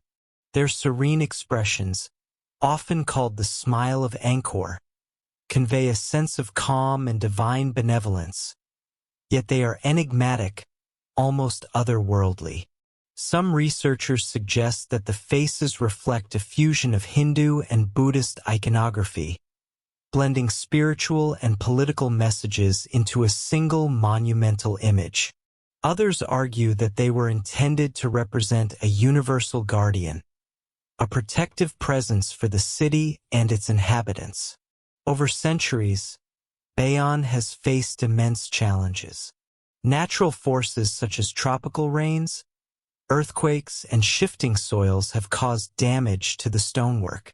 The encroachment of the surrounding jungle has both hidden and threatened the structure, allowing roots and vegetation to infiltrate the delicate sandstone carvings. Yet despite these challenges, the faces remain, largely intact, their silent gazes continuing to watch over Angkor Thom. Modern conservation efforts have focused not only on preservation but also on understanding the construction techniques used by the ancient builders. Researchers study the temple to learn how the Khmer achieved such precision in alignment, proportion, and stability. Every angle, every contour, every carved detail provides insight into a civilization that combined artistry, engineering, and spirituality in ways that still inspire awe today. Visiting Beian is a journey through time. Standing before one of its towers, a person can feel the weight of centuries, the vision of a king, and the devotion of artisans who dedicated their lives to this monumental project. The faces are more than stone. They are a dialogue between the past and the present, a reminder of human creativity, ingenuity, and the desire to connect with something greater than oneself. The giant faces of Beian continue to captivate the imagination of historians, archaeologists, and travelers alike. Their serene smiles carved with such precision and scale challenge our understanding of what is possible in ancient construction. They embody the power of a civilization, the spirituality of its people, and the enduring legacy of a king who sought to leave his mark on the world, both physically and spiritually. For over 800 years, the faces of Beian have observed the passage of time, the rise and fall of empires, and the endless flow of life along the rivers of Cambodia. Their presence is timeless, a silent testament to the ambition, skill, and faith of the Khmer Empire. And though centuries have passed, the giant faces remain, watching, guarding, and inspiring those who stand beneath their gaze, the megalithic ruins of Tarkshan. On the small island of Malta, nestled among rolling plains and limestone cliffs, lie the ancient ruins of Tarkshan, a complex of megalithic temples that have withstood the test of thousands of years. These structures are some of the oldest freestanding buildings in the world, dating back to around 3000 BCE during the late Neolithic period. Their sheer size, precision, and artistry are a testament to the ingenuity of a civilization that thrived long before written history. The Tarkshan temples are a labyrinth of stone corridors, altars, and chambers, all carved with meticulous care from enormous slabs of limestone. Each stone, some weighing several tons, was carefully shaped and fitted into place without the aid of modern machinery. Archaeologists marvel at the craftsmanship, noting that the builders achieved an extraordinary level of precision, aligning walls and passages in ways that suggest an advanced understanding of engineering, geometry, and perhaps even astronomy. Visitors to Tarkshan are immediately struck by the scale of the carvings that adorn the temple walls. Spiral motifs, depictions of animals, and intricate patterns cover nearly every surface, illustrating the artistic skill of a society that clearly valued symbolism and ritual. Among the carvings, bulls hold a prominent place, suggesting their significance in the culture's religious or ceremonial life. Some scholars propose that these depictions indicate the worship of fertility deities or a veneration of the natural world, though the exact meaning remains a mystery. The complex layout of Tarkshan raises questions about its purpose. The temples are arranged in such a way that some chambers appear deliberately isolated, possibly to enhance acoustics or create a sense of spiritual seclusion. Others are positioned to allow sunlight to enter in a precise manner at certain times of the year, hinting at astronomical knowledge that seems far advanced for its time. The combination of artistry, alignment, and scale suggests that the Tarkshan builders were not only master masons, but also careful observers of the natural world. Excavations at Tarkshan, first undertaken in the early 20th century, revealed an astonishing variety of artifacts. Stone figurines, pottery, and ritual objects were uncovered, painting a picture of a society deeply invested in ceremonial practices. Some figurines are highly stylized, while others show remarkable attention to anatomical detail, offering clues about the daily life of the Neolithic people who once inhabited the island. What makes Tarkshan truly remarkable, however, is its age. These megalithic structures predate many of the world's most famous civilizations. At a time when much of the known world was still in the early stages of agricultural development, the people of Malta were constructing monumental stone temples, orchestrating precise layouts, and creating symbolic art that has survived for millennia. It raises questions about the sources of their knowledge, their methods of transportation, and the social organization required to achieve such feats. The site's preservation allows modern observers to appreciate the ingenuity of these ancient builders. The megaliths themselves are massive, with some weighing upwards of 50 tons. The precision of their placement indicates not only technical skill but also careful planning, and possibly communal labor on a scale rarely seen in the Neolithic period. Every wall, every passage, every carved figure speaks to a civilization that understood the power of architecture to convey meaning, command attention, and shape human experience. Despite centuries of weathering and human interference, the Tarkshan temples remain imposing. The stones weathered by wind and rain still bear the marks of chisels and tools, offering insight into the construction techniques of a people long gone. Researchers continue to debate how these massive blocks were quarried, transported, and assembled with such accuracy, sparking speculation about lost knowledge or advanced Neolithic engineering. The significance of Tarkshan extends beyond its physical structures. The temples represent a worldview, a belief system, and a connection to forces that may have guided these people's lives. The alignment of the chambers, the symbolic carvings, and the ceremonial layout suggests that Tarkshan was not merely a place of gathering but a spiritual epicenter. The rituals conducted within these walls were likely complex, intended to honor deities, mark astronomical events, or invoke blessings on crops, animals, and communities. For centuries, the site lay hidden beneath soil and rubble, only to be rediscovered and meticulously studied.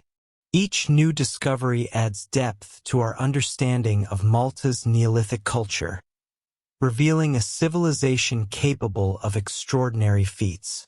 Scholars are still piecing together the puzzle of Tarkshan, trying to decipher the motivations, beliefs, and skills of those who built it. Standing among the towering stones today, it is easy to feel the weight of history and the presence of those who carved, lifted, and positioned each massive block. The grandeur of Tarkshan is not merely in its size, but in the vision and devotion it embodies. These were not ordinary people building ordinary structures. They were architects of something far greater than themselves, creating spaces that continue to inspire awe thousands of years later. Tarkshan reminds us that even in the distant past, humanity sought to leave a mark on the world. Through immense effort, creativity, and skill, the Neolithic builders created a legacy that has withstood the passage of millennia. The temple complex is more than stone and carvings. It is a monument to human ambition, ingenuity, and the enduring desire to connect with something beyond the everyday. The megalithic ruins of Tarkshan stand as a testament to the extraordinary capabilities of early civilizations. Their massive stones, intricate carvings, and precise alignments continue to puzzle, inspire, and captivate. They challenge our understanding of history, reminding us that the human drive to build, create, and seek the divine is timeless. As we walk among the ruins, the echoes of a civilization long past resonate through the stones, telling a story of dedication, mystery, and unparalleled craftsmanship. The colossal steps of Cochasqui. High in the Andean foothills of northern Ecuador, amidst misty valleys and rolling hills, lie the ancient ruins of Cochasqui. Here a series of massive stepped pyramids, sprawling terraces, and ceremonial platforms rise from the earth, remnants of a civilization whose methods and intentions remain shrouded in mystery, known as the colossal steps of Cochasqui. These structures reveal an extraordinary mastery of stonework and landscape, built thousands of years ago by a people whose identity and culture are only partially understood. The site comprises 15 large, truncated pyramids, surrounded by more than 20 smaller mounds. Unlike the smooth, iconic pyramids of Egypt, the Cochasqui pyramids are stepped, constructed in layers of stone and earth. Each level rises higher, creating a series of would have required immense planning, labor, and knowledge of structural stability. These colossal steps, though now weathered and overgrown, convey a sense of deliberate design, suggesting that the builders had a vision both practical and ceremonial. Archaeologists believe Cochasqui was a center for astronomical observation and religious practice. Some of the terraces align with the solstices, indicating an awareness of the sun's movement across the sky. The pyramid steps themselves may have functioned as platforms for observing celestial events, offering the priestly elite a stage from which to monitor the heavens. The integration of astronomy and architecture demonstrates a society that not only built for survival, but also sought to understand and harmonize with the cosmos. The engineering feats of Cochasqui are astonishing. The builders had to contend with uneven terrain, heavy rainfall, and seismic activity typical of the Andean region. Yet they managed to create terraces that remain remarkably stable, with sophisticated drainage systems to prevent erosion and collapse. Stones were carefully selected, shaped, and stacked, while earthen fill reinforced the layers, a testament to a highly developed understanding of materials and environmental challenges.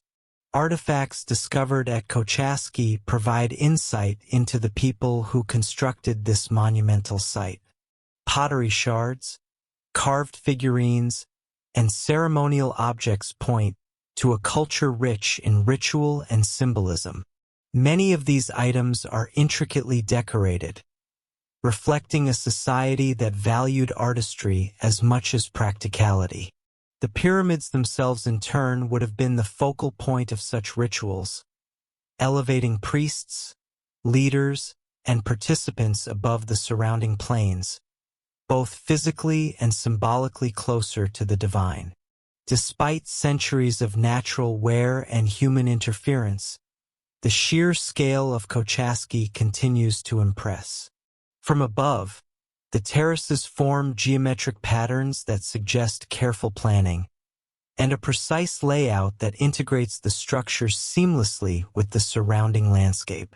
The pyramids are arranged in a manner that hints at both a ceremonial pathway and a cosmic blueprint, reflecting a worldview in which the earth, the heavens, and human society were deeply interconnected.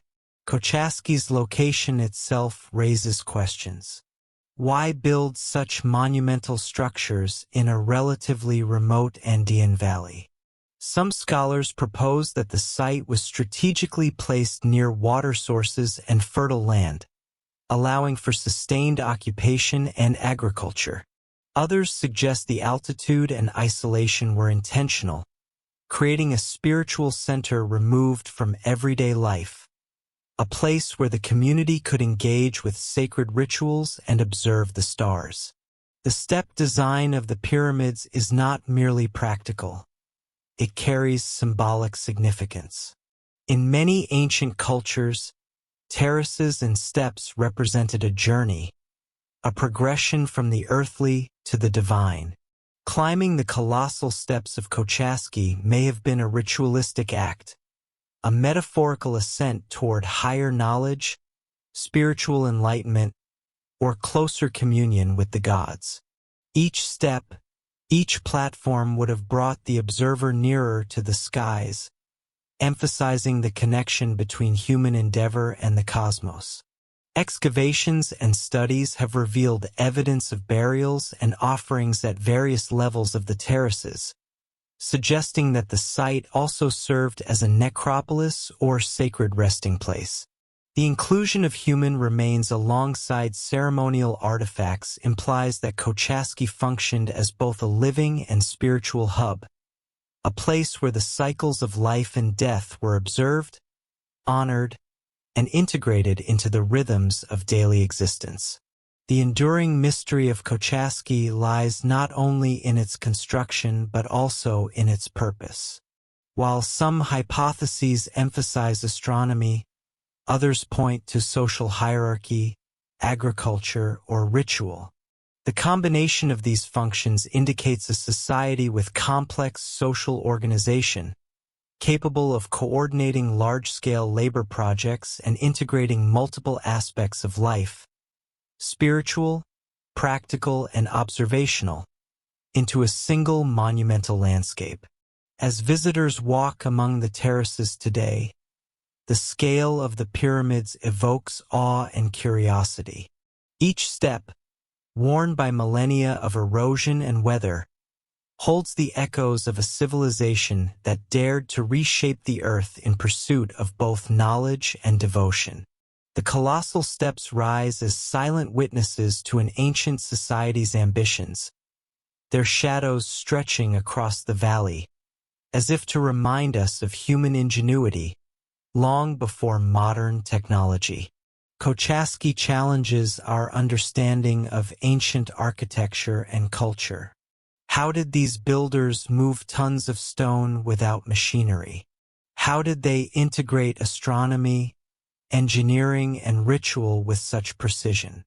While the answers remain elusive, the site stands as a monumental testament to human creativity, determination, and spiritual vision. The colossal steps of Kochaski endure as a symbol of an advanced society that harmonized the earth, the heavens, and human life. These terraces are more than stone and soil.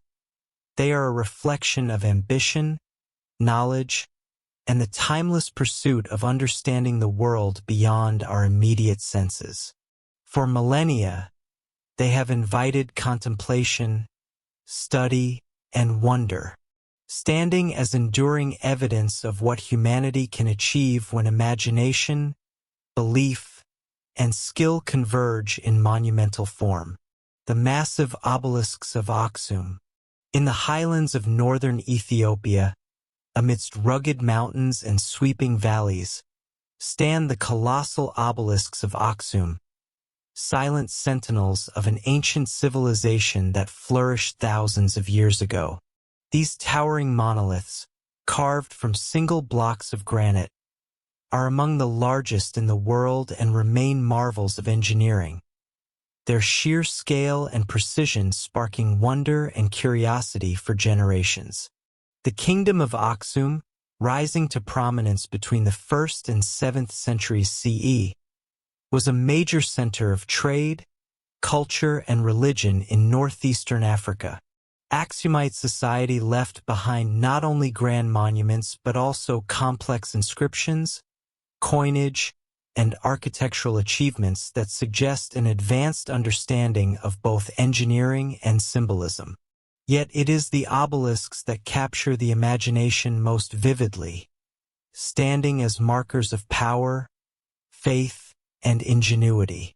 These obelisks, often called stelae, served multiple purposes. Many functioned as grave markers for kings and nobles, memorializing the dead while asserting their social and political significance. Carved with intricate designs that mimic the windows, doors, and beams of Aksumite architecture, the stelae are more than simple markers. They are architectural representations of monumental buildings, transformed into vertical stone.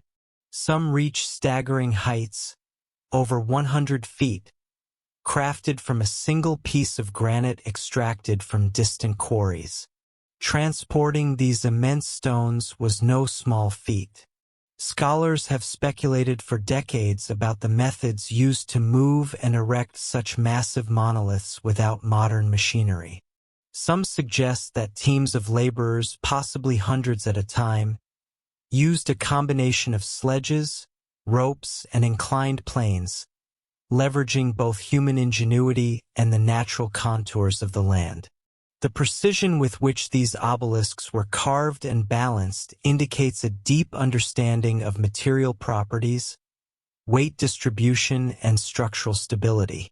Aksumite engineers did not stop at carving. They meticulously designed the placement of each obelisk.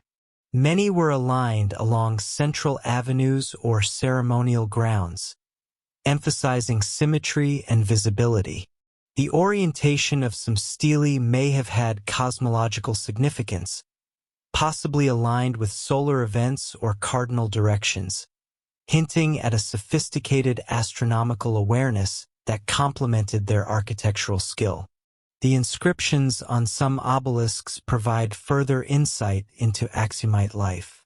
Written in Guizi, the ancient script of Ethiopia, these markings record names, titles, and accomplishments, preserving a history that might otherwise have been lost to time.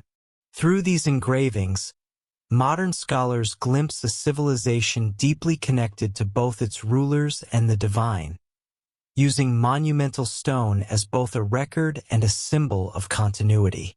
The largest of the Aksum obelisks, known as the Great Stele, collapsed centuries ago, its fractured remains lying partially buried until restoration efforts in the 20th century attempted to re-erect it. Even in fragments, it speaks to the incredible ambition and craftsmanship of the Aksumites.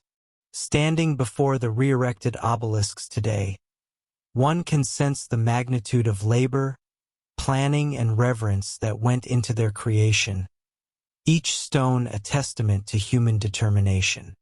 The obelisks also reveal a society attuned to its environment. Carved from granite, sourced from nearby quarries, the builders carefully selected stones free of cracks, anticipating the stress and weight each monolith would endure over centuries. The surfaces were polished to resist weathering, ensuring that these monumental symbols would survive not just decades but millennia.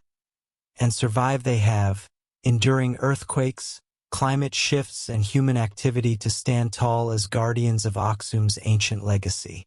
Beyond their architectural and symbolic significance, the obelisks of Aksum are cultural touchstones, connecting Ethiopia's modern identity to its ancient past. They reflect a civilization that combined trade, religion, and governance into a cohesive society capable of monumental achievement. The obelisks are more than stone. They are expressions of ambition, belief, and a desire to leave an enduring mark on the world. Visitors today are awed by their size and artistry.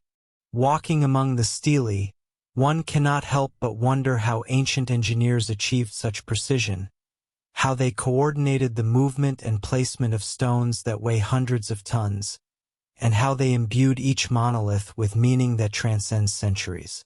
Every crack, every carved motif, tells a story of a people who mastered both technique and vision, leaving behind a legacy that challenges our understanding of ancient African civilizations.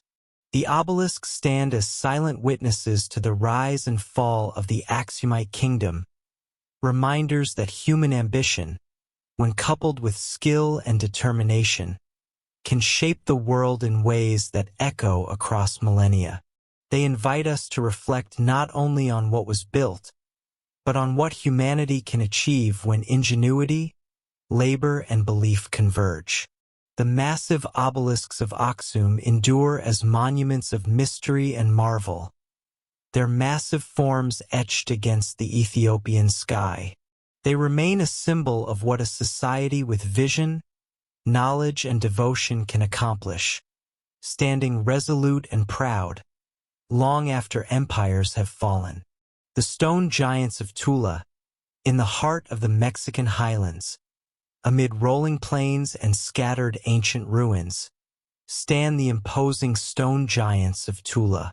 These colossal figures, known as Atlantean statues, reach heights of over 16 feet, carved with painstaking detail, and commanding an air of authority that has fascinated historians and travelers for centuries.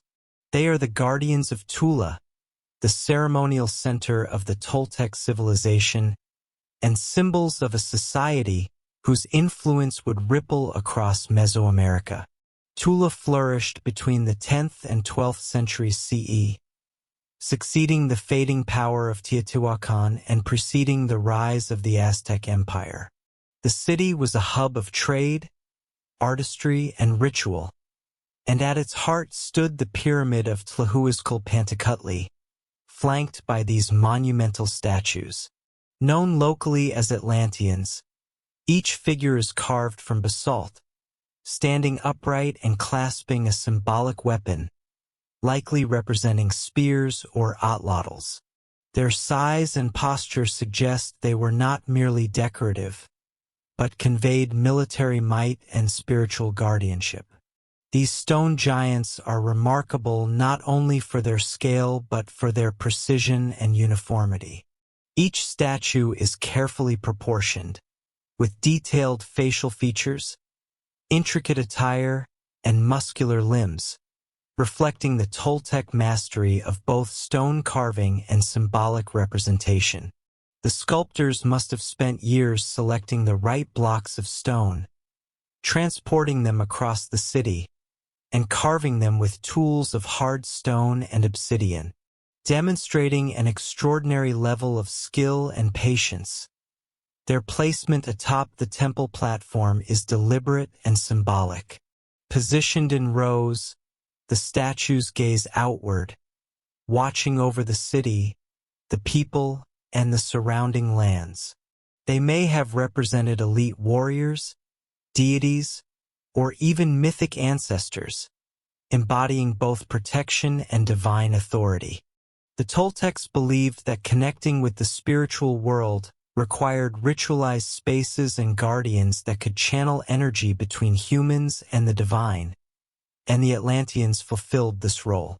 The architecture surrounding these giants is equally impressive.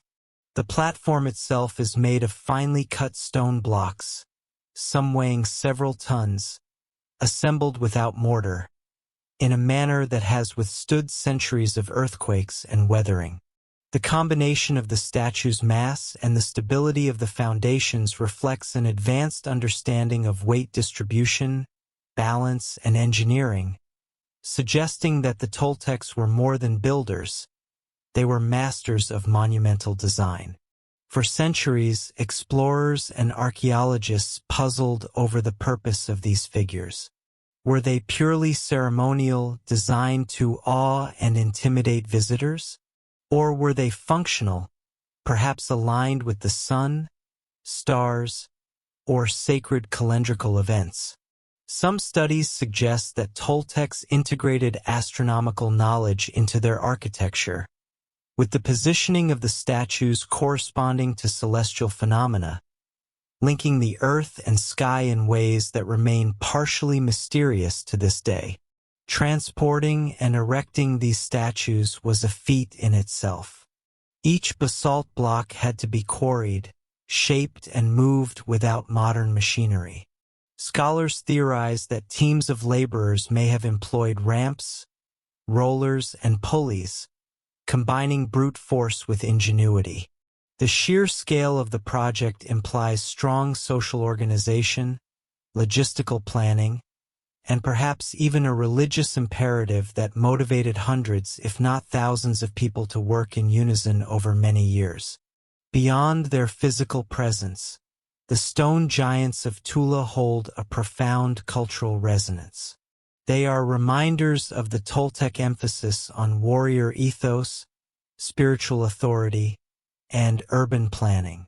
Their carved attire and weaponry provide insights into the military structure, ceremonial roles, and artistic conventions of a civilization that influenced later cultures, including the Aztecs, who revered Tula as a sacred ancestral city. Despite centuries of looting, natural degradation, and the encroachment of modern life, the statues endure, their expressions solemn, their forms commanding. Standing before them, one cannot help but feel a sense of awe, as if these stone figures, carved by human hands centuries ago, still watch over the land, holding stories of power, ritual, and knowledge that defy complete understanding. The stone giants of Tula are more than remnants of a long-lost civilization. They are living testaments to human ambition, artistry, and the desire to connect with forces greater than ourselves. Each statue embodies not just the Toltec skill in sculpting and engineering, but also the enduring mystery of how and why a civilization could create monuments that still dominate the landscape centuries later. Walking among the Atlanteans, visitors can almost sense the pulse of the city that once thrived beneath their gaze. Markets, temples, and homes long gone, yet the giants remain, standing as eternal witnesses. They remind us that the past is never truly gone. It is carved into the stones encoded in the monuments, and preserved in the silence of civilizations that dared to reach for greatness. The stone giants of Tula continue to inspire fascination, inviting us to explore not just the techniques of construction, but the minds, beliefs, and ambitions of those who dared to carve giants out of stone and place them at the heart of a city that still echoes with mystery. The massive stone circles of Callanish. On the windswept Isle of Lewis in Scotland's Outer Hebrides, a landscape of rolling moors and rugged cliffs hides one of the most enigmatic monuments of the ancient world, the Callanish stones. Rising abruptly from the earth, these massive standing stones form a complex pattern of circles, avenues, and alignments, creating a site that has captivated archaeologists, astronomers, and travelers for centuries. Dating back to around 2900 BCE, the Callanish stones predate Stonehenge by several centuries, placing them among the earliest known megalithic monuments in Europe. Yet, unlike other stone circles, Callanish is not a single formation. It is an intricate network of standing stones, with a central circle surrounded by avenues of stones radiating outward, forming cruciform shapes that stretch across the landscape. The arrangement is precise, deliberate, and unmistakably intentional, suggesting that the builders possessed not only architectural skill but also a sophisticated understanding of geometry and spatial planning. The sheer size of the stones is striking. Some reach over 13 feet in height, with weights exceeding 10 tons. Transporting these monoliths from distant quarries without the use of modern machinery would have been an immense undertaking. Scholars theorize that the builders relied on wooden rollers, sledges, and sheer manpower, possibly assisted by the harsh winter weather, which could have made moving heavy stones across frozen ground slightly easier. Each stone was likely selected for its unique shape and quality, carved, positioned, and aligned with astonishing care. The purpose of Callanish has long been the subject of debate and speculation. While some suggest it served as a ceremonial or religious center, others emphasize its astronomical significance. Many of the stones align with the lunar cycle, particularly the 18.6-year lunar standstill, when the moon reaches its most extreme rising and setting points on the horizon. The avenues of stones may have served as sightlines, guiding observers to track these celestial events with precision. In this way, the Callanish complex may have acted as a prehistoric observatory, allowing the ancient inhabitants to predict lunar and solar cycles with remarkable accuracy.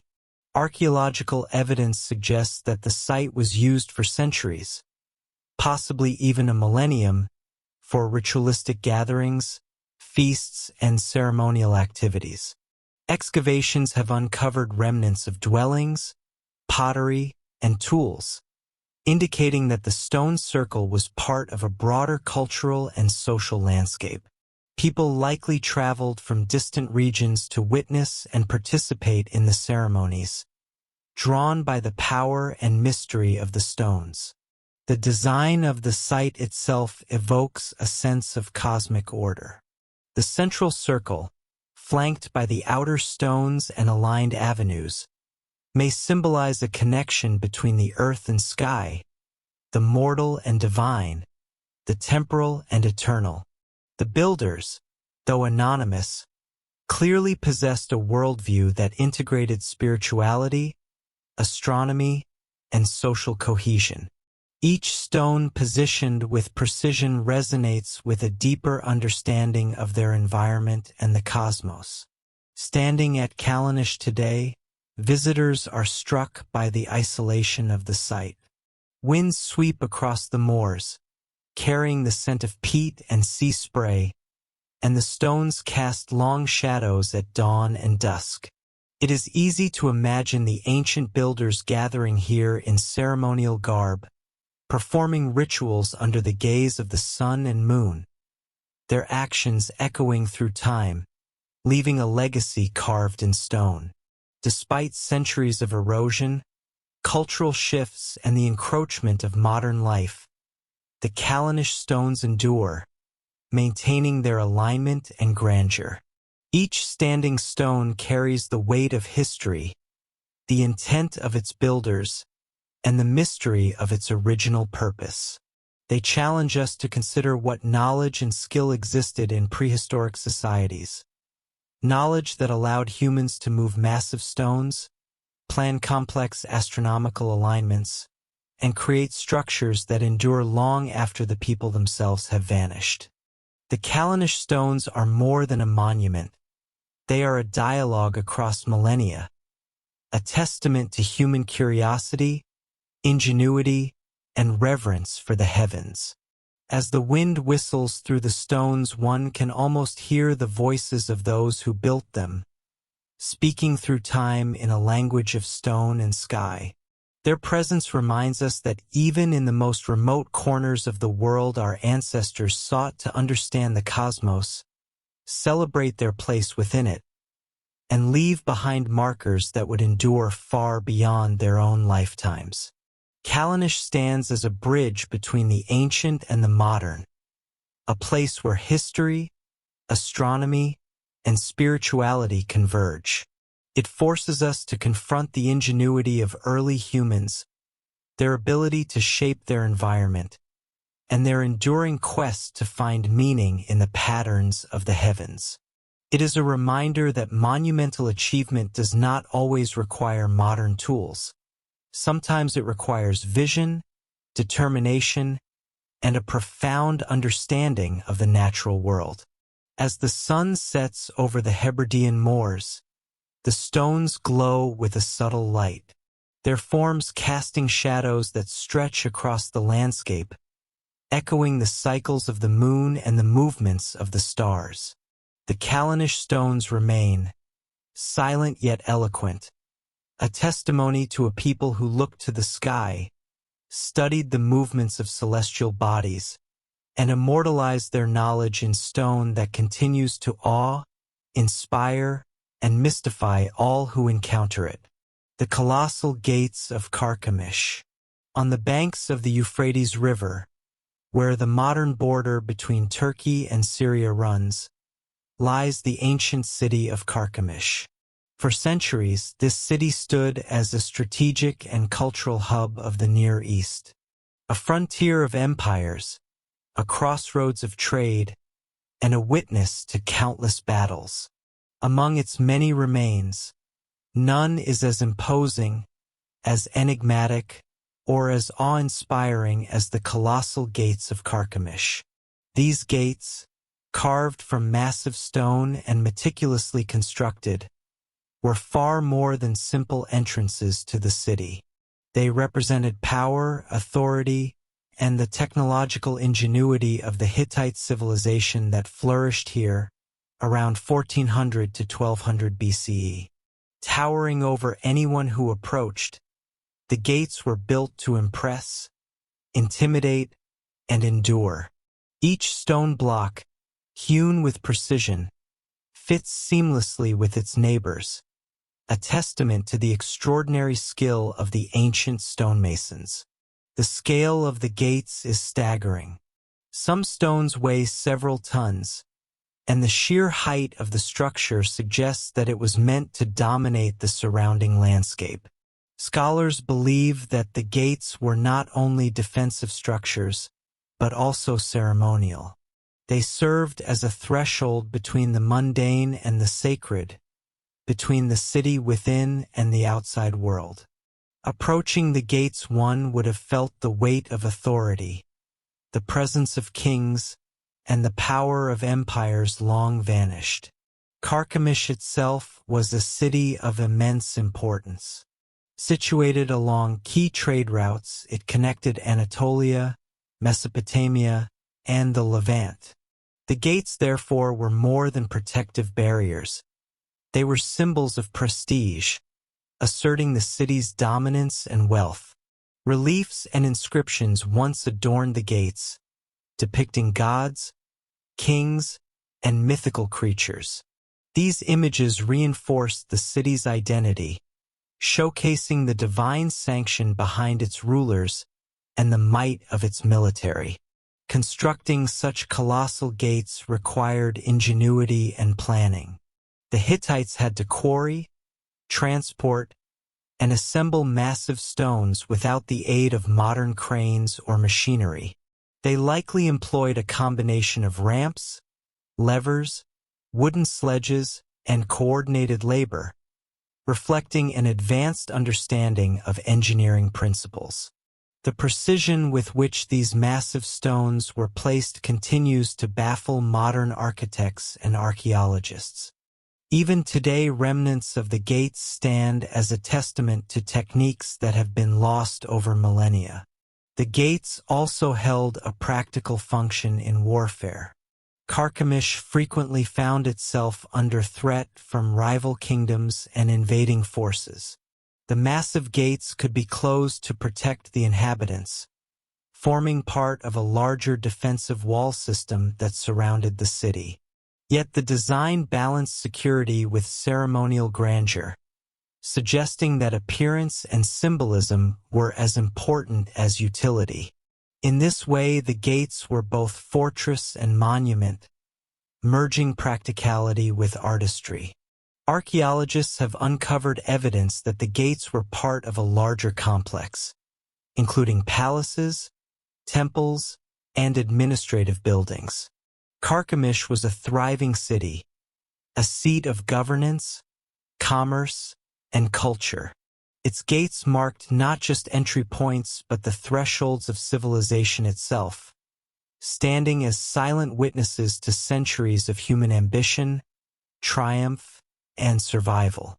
The colossal gates have also inspired modern studies of ancient construction techniques. By analyzing the stones, their placement, and the reliefs carved into their surfaces, researchers attempt to understand the methods and tools used by the Hittites. How did they move such heavy blocks with limited technology? How did they achieve such exact alignment? These questions remain at the heart of the mystery, highlighting the sophistication of a civilization that existed over 3 millennia ago. Beyond their engineering and artistic significance, the gates also provide insight into the culture and belief systems of Carchemish. The reliefs and inscriptions suggest a society deeply connected to the divine, where kingship, religion, and statecraft were intertwined.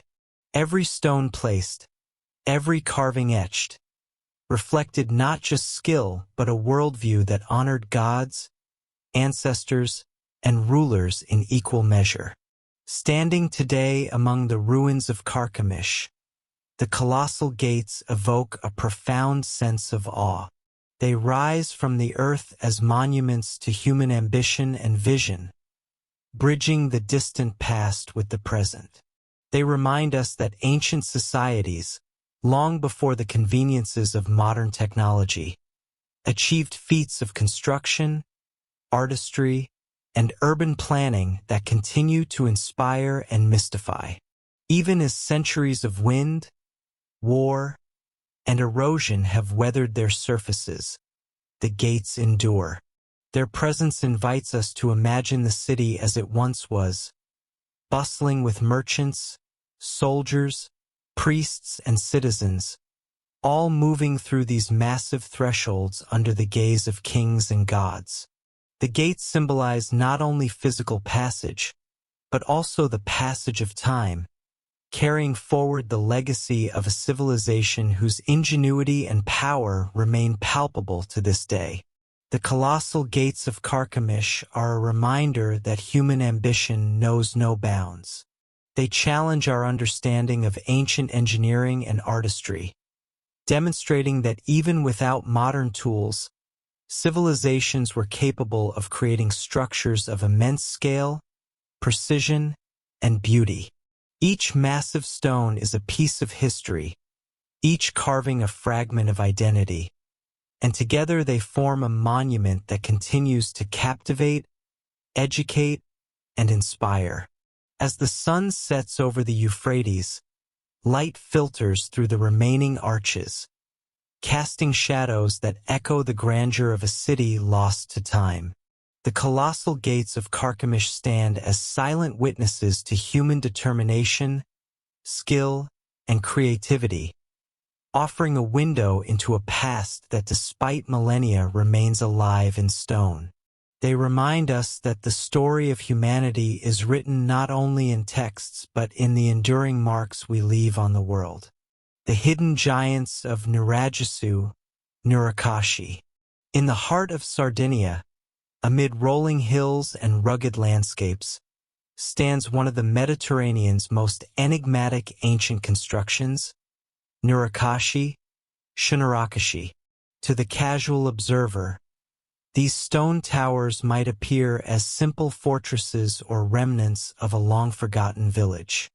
Yet beneath their weathered exteriors and carefully stacked stones, there lies a story of ambition, engineering, and an ancient civilization whose reach and influence remain shrouded in mystery.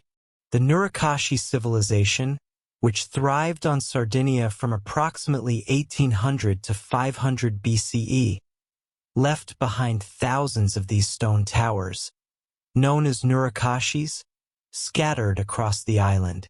Shinarakashi, located near the town of Baramini, is widely regarded as the most complex and well-preserved example, rising like silent giants from the surrounding landscape. These structures command attention, their massive stones arranged with remarkable precision. The central tower of Shinarakashi, a multi-tiered bastion, was built using a cyclopean technique. Enormous, unshaped blocks placed atop one another without mortar, relying solely on weight, balance, and ingenuity. The sheer scale of the stones is astonishing. Many weigh several tons, and their careful arrangement reflects a level of skill and planning that would challenge even modern builders. How these ancient people quarried, transported, and positioned such massive blocks without the aid of cranes or pulleys remains a question that fascinates archaeologists to this day. Surrounding the main tower are secondary towers and a labyrinth of walls, creating a fortified compound. Some scholars believe these towers served primarily as defensive structures, protecting the Nurakshi communities from invaders or rival tribes. Others argue that their placement and orientation hinted a deeper, perhaps ceremonial significance. The alignment of certain towers suggests astronomical purposes, possibly tracking the sun, moon, or stars, linking the terrestrial with the celestial. Inside Shinarakashi, the design is equally impressive. Spiral staircases wound upward within the towers, leading to observation points that overlook the island's hills. These internal corridors reveal an understanding of load distribution and structural integrity, allowing the towers to endure centuries of seismic activity, erosion, and the relentless Mediterranean winds. The architecture demonstrates a sophisticated grasp of geometry and construction, hinting at knowledge passed down through generations, now largely lost to time. The scale of the complex is staggering. Archaeological excavations have revealed a network of dwellings, storage areas, and communal spaces surrounding the central Nurakshi. This was more than a fortress. It was a living city, a hub of administration, trade, and culture. It is thought that Shinarakashi functioned as both a defensive stronghold and a symbol of power, projecting authority over the surrounding landscape and communities. What makes these towers truly enigmatic, however, is their very existence. Sardinia is a relatively small island, and yet the Nurakshi people devoted incredible resources, manpower, and ingenuity to these structures. Why invest so much in stone towers, many of which would take decades to construct? Some theorists suggest that the Nurakshis served as territorial markers, asserting control over the land. Others propose that they were places of worship, honoring deities or natural forces, merging the practical with the spiritual.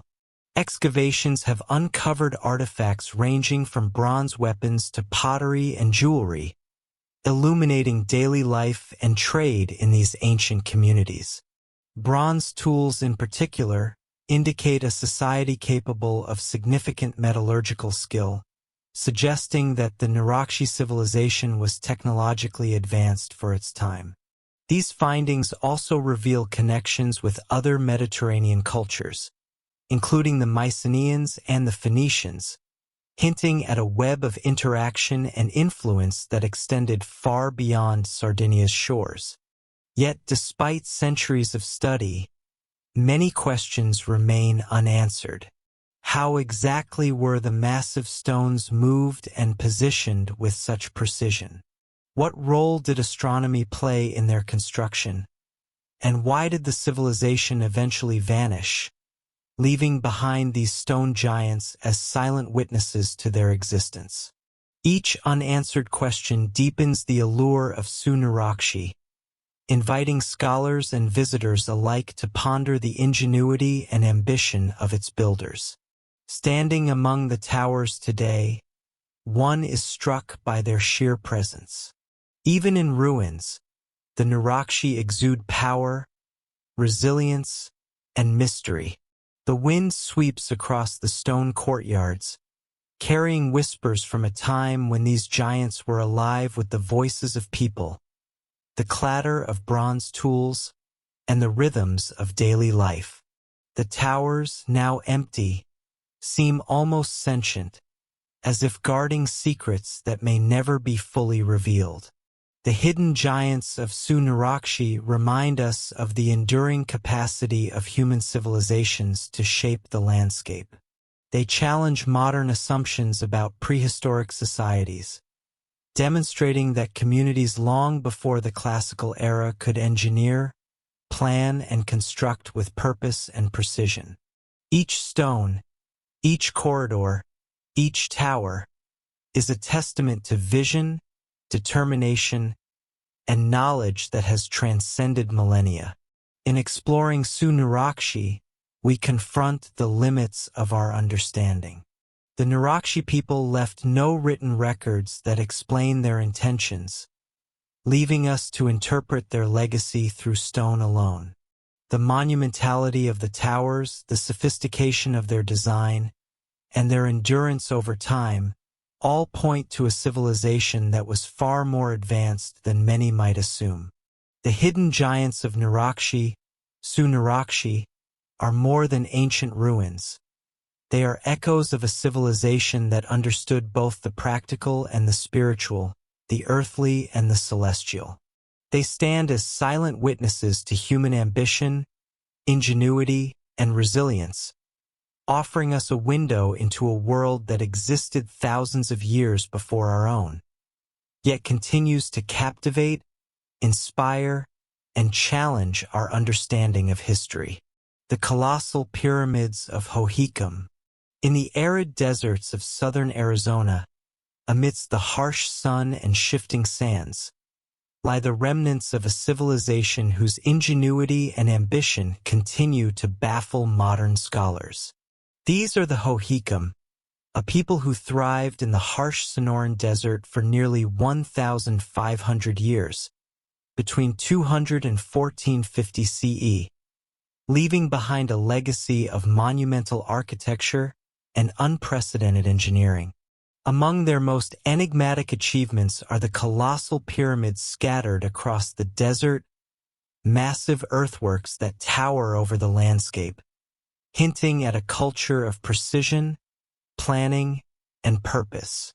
Unlike the stone pyramids of Egypt, the Hohokam pyramids were primarily constructed of adobe and earth, yet their scale is no less astonishing. The largest of these structures, identified at sites such as Snaketown and Casa Grande, rises over 20 meters high, with broad terraces that suggest careful design and complex construction methods.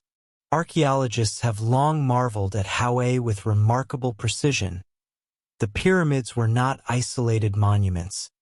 They were part of a larger urban and ceremonial network, interconnected with canals, plazas, and residential compounds.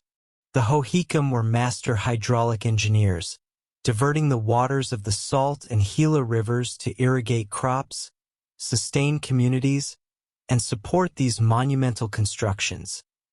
Their canals were so extensive and precise that they rival modern irrigation systems in efficiency, stretching for miles and demonstrating an intimate understanding of terrain, water flow, and environmental management.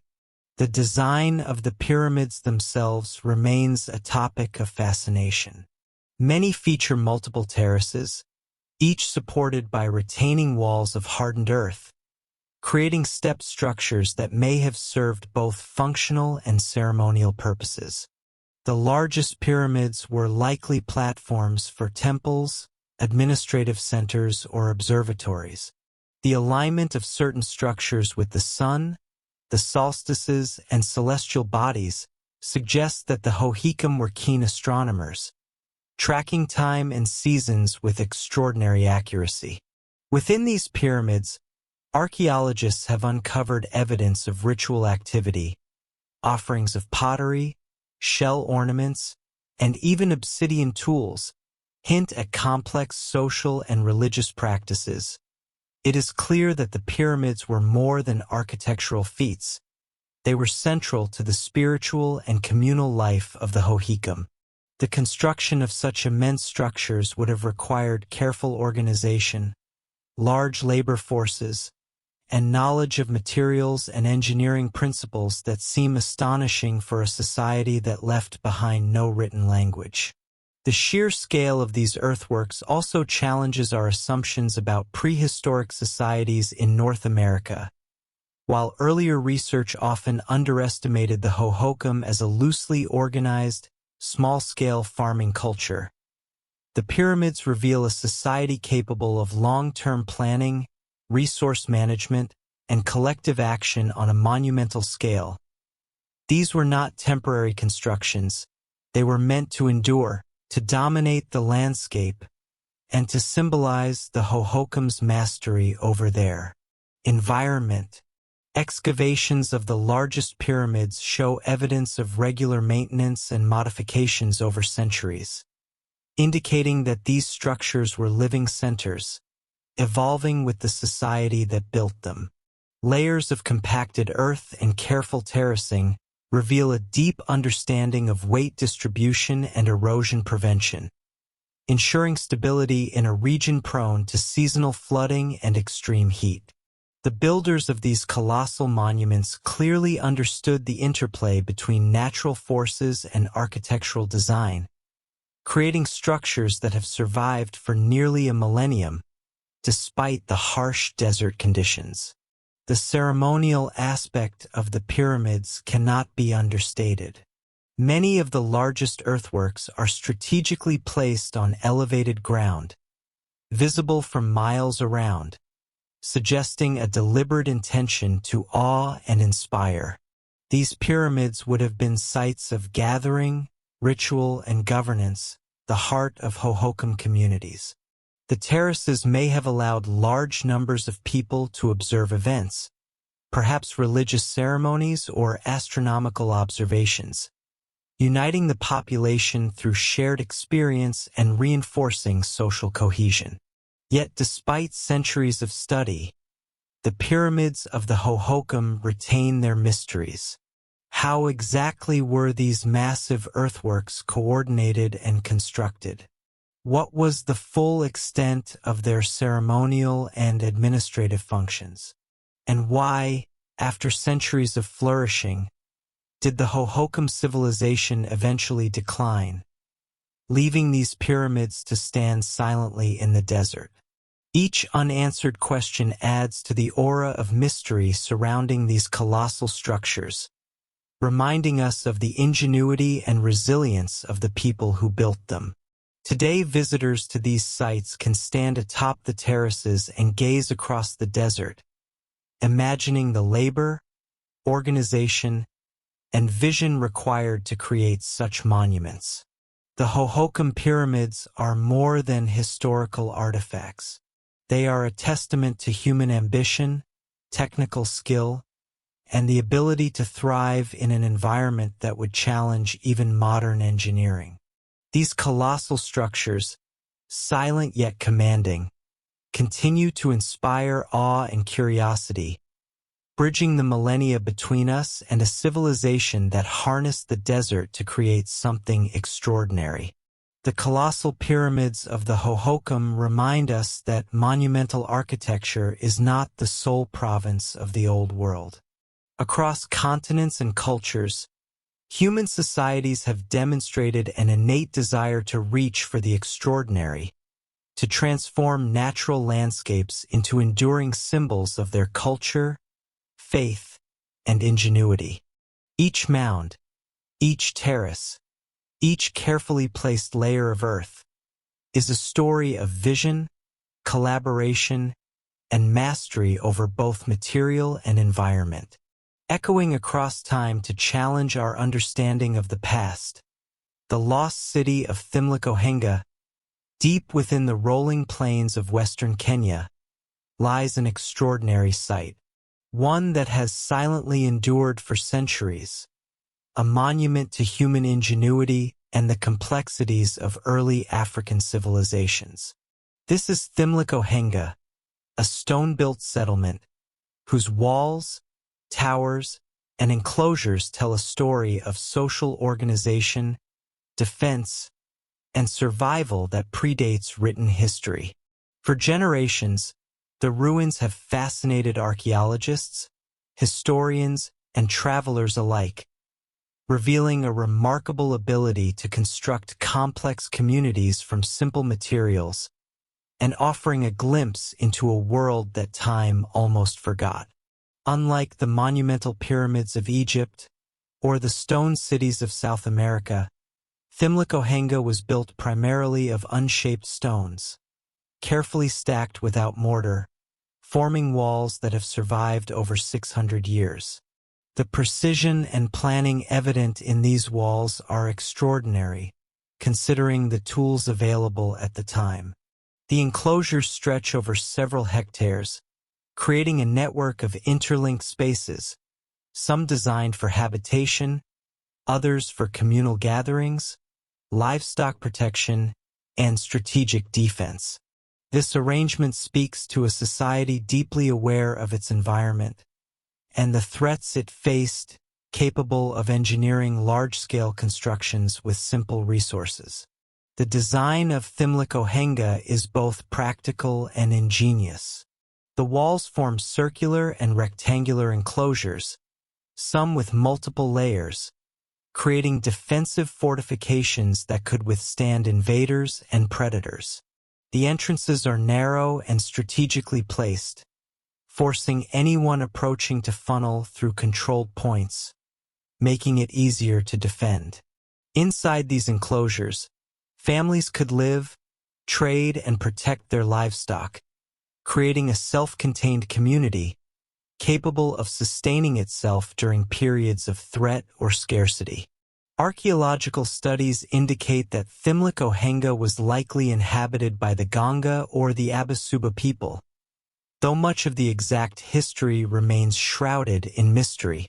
Oral traditions speak of communities moving across the plains, settling in areas where resources were abundant, and constructing these stone fortifications to protect their people and cattle.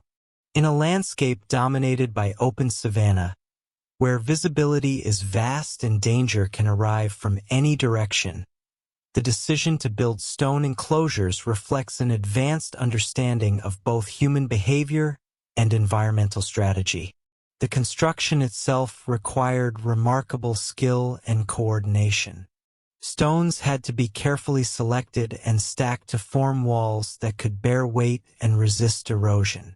The circular design of many enclosures, a recurring feature in African stone architecture, provided both structural stability and social organization, allowing communities to organize themselves around shared spaces while maintaining defensive capabilities. The builders of Thimlicohenga understood balance, geometry, and durability, leaving behind a settlement that would endure centuries beyond the lives of those who constructed it. Thimlicohenga was more than just a defensive site. It served as a hub of social life and economic activity. Within the walls, families tended their livestock, prepared food, and engaged in trade and communal rituals. The enclosures were likely centers of governance and decision-making, with elders and leaders using these spaces to coordinate agricultural work, resolve disputes, and conduct ceremonial practices. The careful planning and spatial organization suggest a society with a deep appreciation for order, hierarchy, and the interconnectedness of daily life. Thimlicohenga is also noteworthy. Located on elevated terrain, the site offers sweeping views of the surrounding plains, allowing inhabitants to monitor approaching threats from afar. The stone walls themselves create a visual impression of strength and permanence, signaling to outsiders that this was a community capable of defending its people and resources. Even today, standing among the towering walls, it is easy to imagine the vibrancy of life that once existed here. A bustling settlement organized around survival, cooperation, and culture. Despite centuries of weathering and occasional neglect, Thimlicohenga remains remarkably intact. The walls continue to rise from the landscape, a testament to the builder's skill and foresight. Researchers studying the site have noted that even without mortar, the stones have remained stable, resisting the erosive forces of rain, wind, and time. This durability speaks to an intuitive understanding of materials and construction techniques that ensured longevity. Knowledge passed down through generations of builders. Modern archaeologists continue to uncover layers of meaning at Thimlicohenga, pottery shards, stone tools, and traces of domestic life hint at the daily routines of its inhabitants, revealing a community that was as focused on culture, religion, and social cohesion as it was on defense and survival. Every wall, every enclosure, every narrow passageway tells a story of people adapting to their environment, balancing practicality with symbolism, and leaving behind a legacy that bridges the gap between past and present. Thimlik-Ohenga challenges our assumptions about ancient African societies. It demonstrates that monumental architecture is not the sole province of the Old World civilizations often highlighted in textbooks. Here, in the plains of Kenya, early African communities displayed remarkable engineering capabilities, social organization, and environmental adaptation. The site stands as evidence that the desire to build, to create enduring structures, and to leave a mark on the land is a universal human trait, transcending geography, time, and culture. Today, visitors and scholars alike can walk the ancient paths, tracing the contours of walls, and imagine the lives of the people who inhabited this remarkable settlement. The site is a bridge across time, linking modern observers with a people who understood the balance between security, community, and the environment. In its silence, Thimlik-Ohenga speaks volumes, reminding us that human ingenuity is not limited by resources or technology, but by vision, cooperation, and determination. The lost city of Thimlik-Ohenga is more than a collection of stones. It is a monument to human resilience, innovation, and the timeless quest to shape the world for survival and culture. Each wall, each terrace, each carefully stacked stone is a story, a record of a civilization whose ingenuity continues to resonate, inspiring wonder, respect, and a deeper understanding of the diverse ways humans have shaped their landscapes throughout history. The secret city beneath Mount Kailash II. High in the remote reaches of the Tibetan Plateau, a mountain rises with a reputation that has echoed across centuries, across cultures, and across continents. Mount Kailash, revered by Hindus, Buddhists, Jains, and Bon practitioners alike, is more than just a sacred peak. For millennia, it has been a magnet for legends, spiritual pilgrimages, and unexplained mysteries. And yet, hidden beneath its towering slopes lies a secret that has only recently begun to emerge from the shadows of myth and speculation. A hidden city, a network of caves, and a labyrinthine complex of stone chambers, carved and arranged with a precision that defies conventional understanding. Satellite imagery and ground surveys have revealed anomalies that suggest there is more to Mount Kailash than the eye can see. Patterns etched into the rock, terraces cut into seemingly inaccessible cliffs, and formations resembling walls and gateways have raised questions among archaeologists and explorers. Could there truly be a subterranean city beneath one of the most sacred mountains in the world? If so, what was its purpose? Who built it, and why hide it in such a forbidding location? The first clues came not from explorers but from the skies. High-resolution satellite scans showed linear formations and clusters of caves that aligned in ways that could not be attributed to natural erosion alone. Some caves are positioned to capture sunlight at specific times of the year, while others appear to align with cardinal directions or astronomical markers. These are not random formations. They are the product of careful planning and advanced knowledge of geometry, astronomy, and stonework. Local legends speak of hidden realms beneath Kailash, inhabited by beings of great knowledge, places where the physical and spiritual worlds converge. Ancient texts reference underground sanctuaries, labyrinths designed to protect sacred knowledge, and chambers filled with treasures and artifacts. While skeptics dismiss these stories as myth, the physical evidence suggests that there may be a kernel of truth at their core. A hidden complex deliberately built to remain unseen by outsiders, preserved by the mountain itself.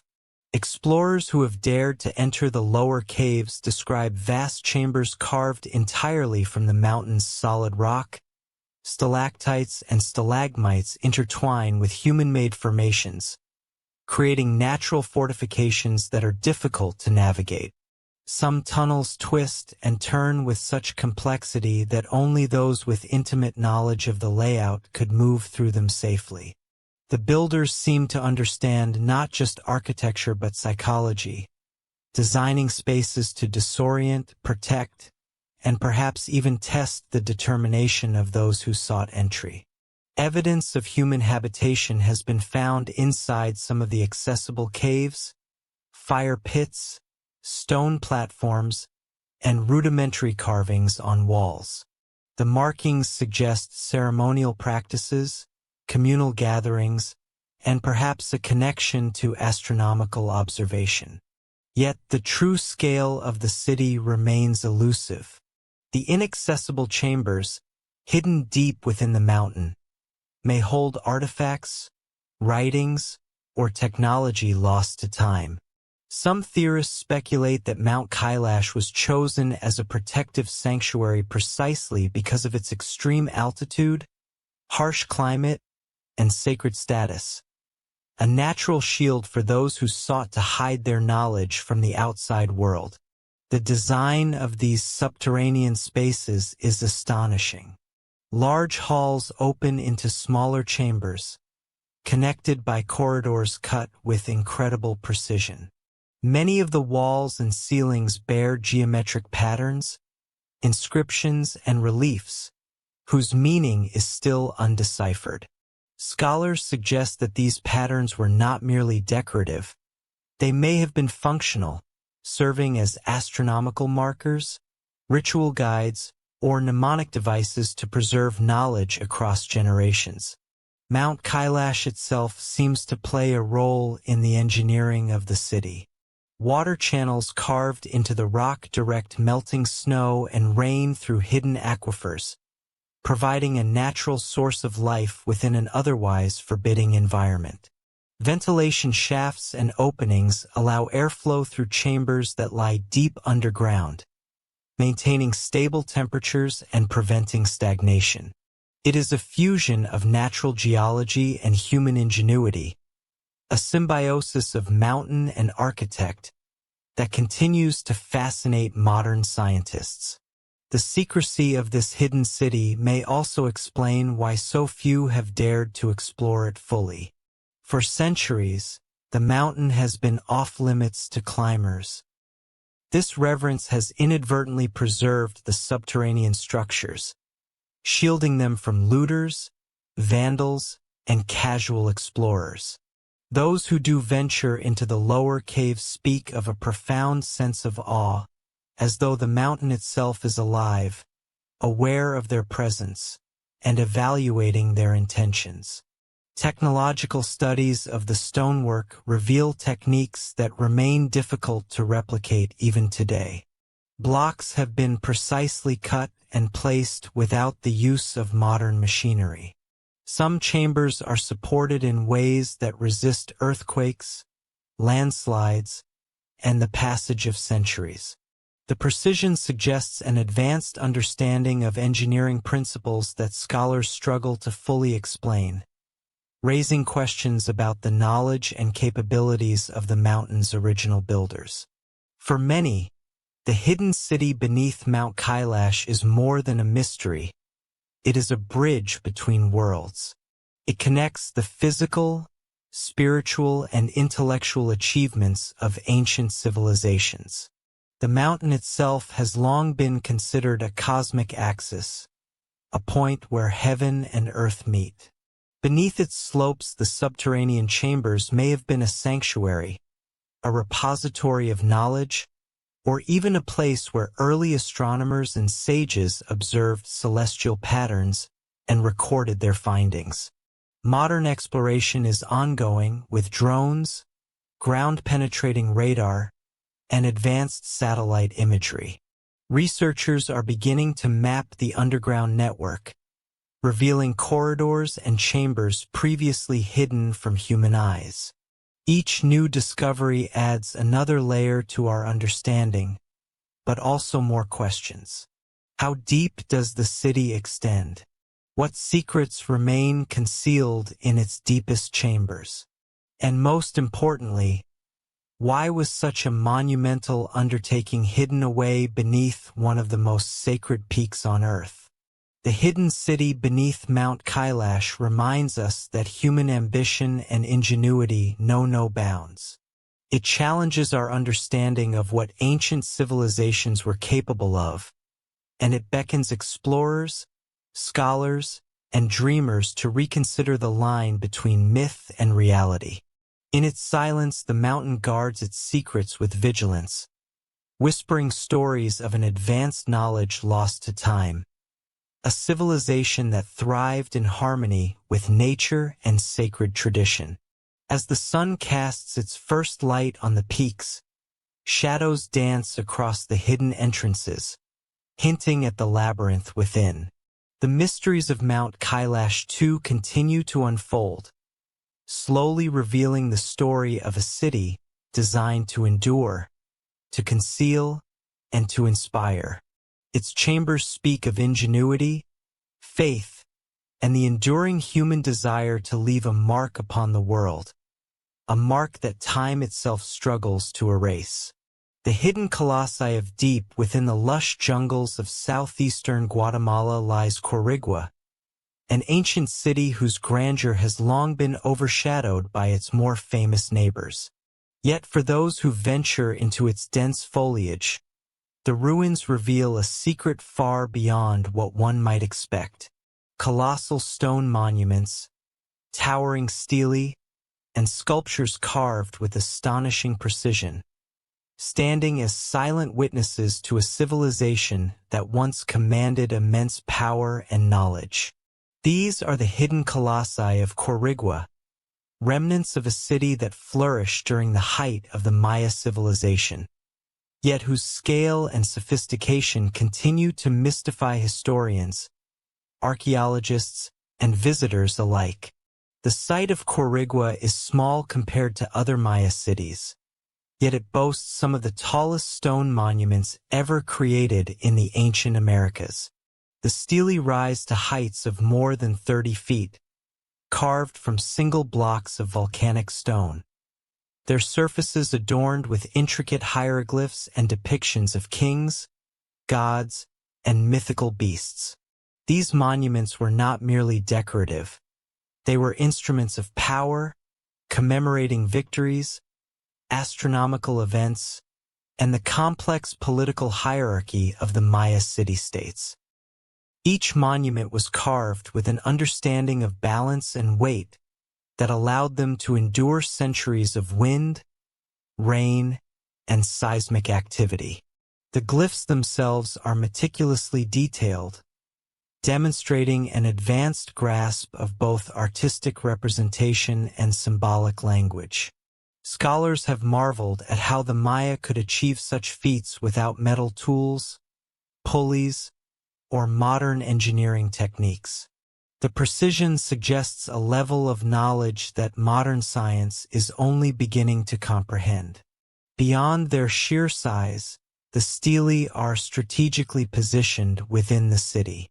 Many align with celestial events such as solstices, equinoxes, and lunar cycles.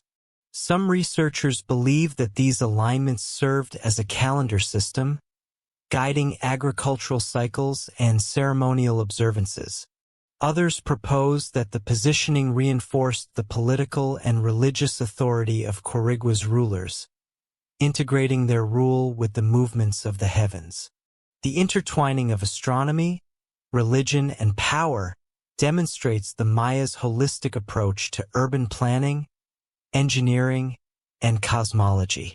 Quirigua's hidden colossi were crafted from sandstone and volcanic rock, extracted from quarries several kilometers away. Transporting these massive stones through dense jungle, across rivers, and over uneven terrain would have been a monumental task. Archaeologists remain divided on the methods employed. Some suggest that the Maya used a system of ramps, rollers, and manpower, while others theorize more sophisticated techniques, perhaps leveraging friction-reducing methods or water channels to facilitate movement. Regardless of the method, the effort required underscores the cultural and spiritual importance of these monuments. The stelae also served as historical records, chronicling the achievements and lineage of Quirigua's rulers. Inscriptions detail battles, alliances, and ceremonies, providing modern scholars with a window into the political life of a city that once controlled a significant portion of the Madigar River Valley. These narratives reveal not just the triumphs of kings, but also the complex social structure, religious practices, and technological capabilities of the Maya civilization. Each carving is a story frozen in stone, a testament to a people who understood that memory could be preserved for eternity through monumental architecture. Some of Quirigua's colossi depict supernatural beings, jaguar gods, feathered serpents, and other mythological figures central to Maya cosmology.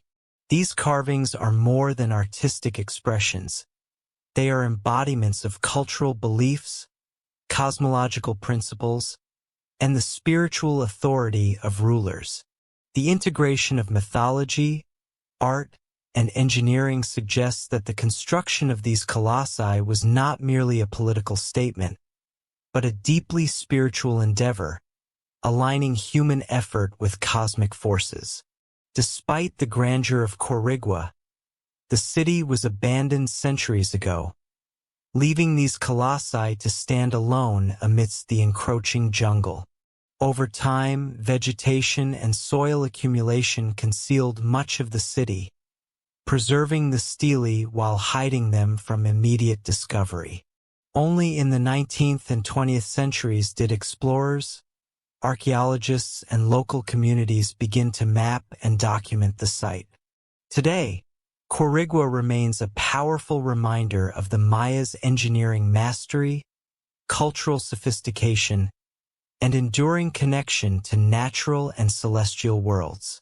Modern techniques such as 3D scanning, ALIDA, and satellite imagery have allowed researchers to uncover additional hidden structures, terraces, and smaller stelae that were previously invisible beneath the jungle canopy. These technologies reveal an interconnected network of monuments and ceremonial spaces, suggesting that Quirigua was more than a collection of individual statues. It was a planned city, designed to integrate the spiritual, astronomical, and political dimensions of Maya life. Standing before the towering colossi, one is struck not only by their size, but by their silent authority. The carvings, worn by centuries of weather, still convey a sense of majesty and presence. Each figure seems alive with intention, a guardian of history and culture, demanding recognition and understanding.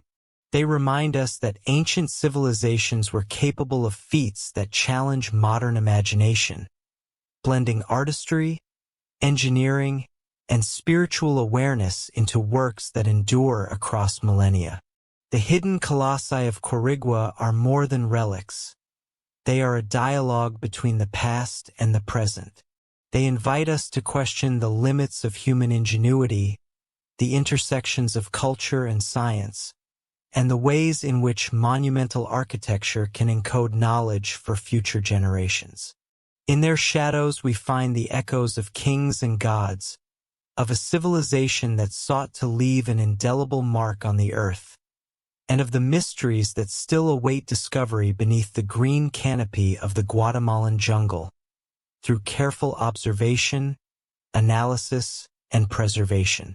These monuments continue to teach us about a people who achieved greatness through ingenuity, vision, and a profound connection to the natural and celestial realms. The colossi of Quirigua remain as sentinels of the Maya world, silent but eloquent witnesses to a civilization that, in many ways, continues to inspire awe and wonder, even today. The megalithic giants of Monte de Codi.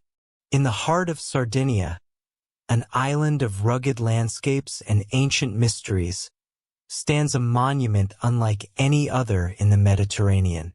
Monte de Codi, a massive stone structure rising from the rolling plains, has confounded historians and archaeologists for decades. Its very existence challenges conventional understanding of prehistoric architecture, revealing a level of planning, skill, and ambition that seems far ahead of its time. These are the megalithic giants of Monte de Codi, and their story begins long before written history. The structure, often referred to as a stepped platform or altar, dates back to the 4th millennium BCE, making it contemporary with some of the earliest civilizations in the Near East. Unlike other megalithic sites that serve primarily as tombs or ceremonial circles, Monte de Codi is unique in its design. Rising in terraces, the platform is constructed from carefully cut blocks of local stone, some weighing several tons. The precision with which these stones were laid suggests advanced knowledge of geometry and load distribution, enabling the structure to stand for millennia against the elements. Monte de Codi is oriented in a manner that hints at astronomical significance. Some researchers believe that its alignment corresponds with the solstices, allowing ancient observers to track the movement of the sun across the sky. This solar connection implies that the builders were not merely concerned with construction, but also with understanding celestial cycles, integrating astronomy into their spiritual and communal life. The interplay between earth and sky, stone and shadow, elevates Monte de Codi from a simple platform to a sophisticated ceremonial center. Excavations reveal that the site was more than a single monument. Surrounding terraces, smaller platforms, and evidence of habitation suggest a complex cultural hub. Monte de Codi may have served as a gathering place for rituals, feasts, or astronomical observations, bringing together communities in celebration or in devotion. The scale of the construction combined with the labor required to transport and assemble massive stone blocks without modern tools speaks to an organized society with a shared vision and strong leadership. The purpose of Monte de Codi remains debated. Some propose it was an altar for offerings to the gods, a sacred space where the people of Sardinia connected with divine forces. Others suggest it may have functioned as an observatory, recording the passing of seasons and guiding agricultural cycles. Unlike pyramids or burial mounds, it was not designed for interment, which makes its symbolic and ritual significance even more compelling. The monument is a statement of intention, a tangible manifestation of a culture's beliefs and priorities. The construction techniques employed at Monte de Codi reflect remarkable ingenuity. Stones were quarried locally but shaped and fitted with an attention to detail that minimized gaps and maximized stability. Archaeologists note the absence of mortar in the terraces, yet the structure remains intact after thousands of years. This dry stone construction method, combined with careful planning and alignment, highlights the builder's understanding of both material properties and long-term durability. Monte de Codi also holds a hidden connection to the wider ancient world. Similar stepped platforms appear in Mesopotamia, Anatolia, and the Levant, leading some researchers to suggest cultural exchanges or parallel developments in early monumental architecture. While no direct evidence confirms contact between Sardinia and these distant regions, the similarities raise fascinating questions about the spread of ideas, techniques, and spiritual concepts during the Neolithic period. Could the builders of Monte de Codi have been part of a larger network of early civilizations, or did they independently achieve a level of sophistication that rivals more famous sites? The site's location adds another layer of mystery. Positioned atop a natural elevation, Monte Ducote dominates the surrounding landscape, visible from miles away. This prominence may have served both practical and symbolic purposes, asserting the presence and authority of its builders while creating a focal point for communal and spiritual activities. From a distance, it appears monumental, almost otherworldly, evoking the idea of giants shaping the earth to reflect their vision. Archaeological investigations have uncovered artifacts that shed light on the ceremonial life of Monte Ducote. Pottery fragments, stone tools, and evidence of ritual activity indicate that the site was more than a construction project. It was a living center of culture and worship. These findings suggest repeated use over generations, a testament to the enduring importance of the site in the social and spiritual fabric of prehistoric Sardinia. Monte Ducote's survival through millennia is also a story of resilience. Earthquakes, erosion, and human interference have threatened its integrity. Yet the structure endures, a silent witness to a bygone era. Its preservation allows modern visitors to experience a connection to the past, to imagine the hands that shaped each stone and the minds that conceived such an ambitious undertaking. The megalithic giants of Monte Ducote are more than ancient ruins. They are a statement of human ambition, creativity, and reverence for the cosmos. They challenge assumptions about prehistoric societies, revealing a people capable of planning, engineering, and aligning their structures with the natural and celestial worlds. Each terrace, each block, each shadow cast across the platform tells a story of devotion, ingenuity, and the quest to leave a lasting mark on the earth. As the sun rises and sets over Monte Ducote, the shadows shift across its terraces, emphasizing the structure's connection to the heavens. In this interplay of light and stone, we glimpse the minds of a civilization that, though long gone, achieved a timeless presence through monumental architecture. The site remains a testament to human ingenuity, a reminder that even in prehistory, people aspired to shape the world around them with precision, purpose, and awe-inspiring scale. Monte Ducote invites us to reflect not only on what ancient civilizations built, but on the spirit and knowledge required to do so. These megalithic giants remain a puzzle, a challenge, and a source of inspiration. They are evidence that even before written history, humans were capable of extraordinary achievements, blending art, engineering, astronomy, and spirituality into structures that endure and continue to captivate all who behold them.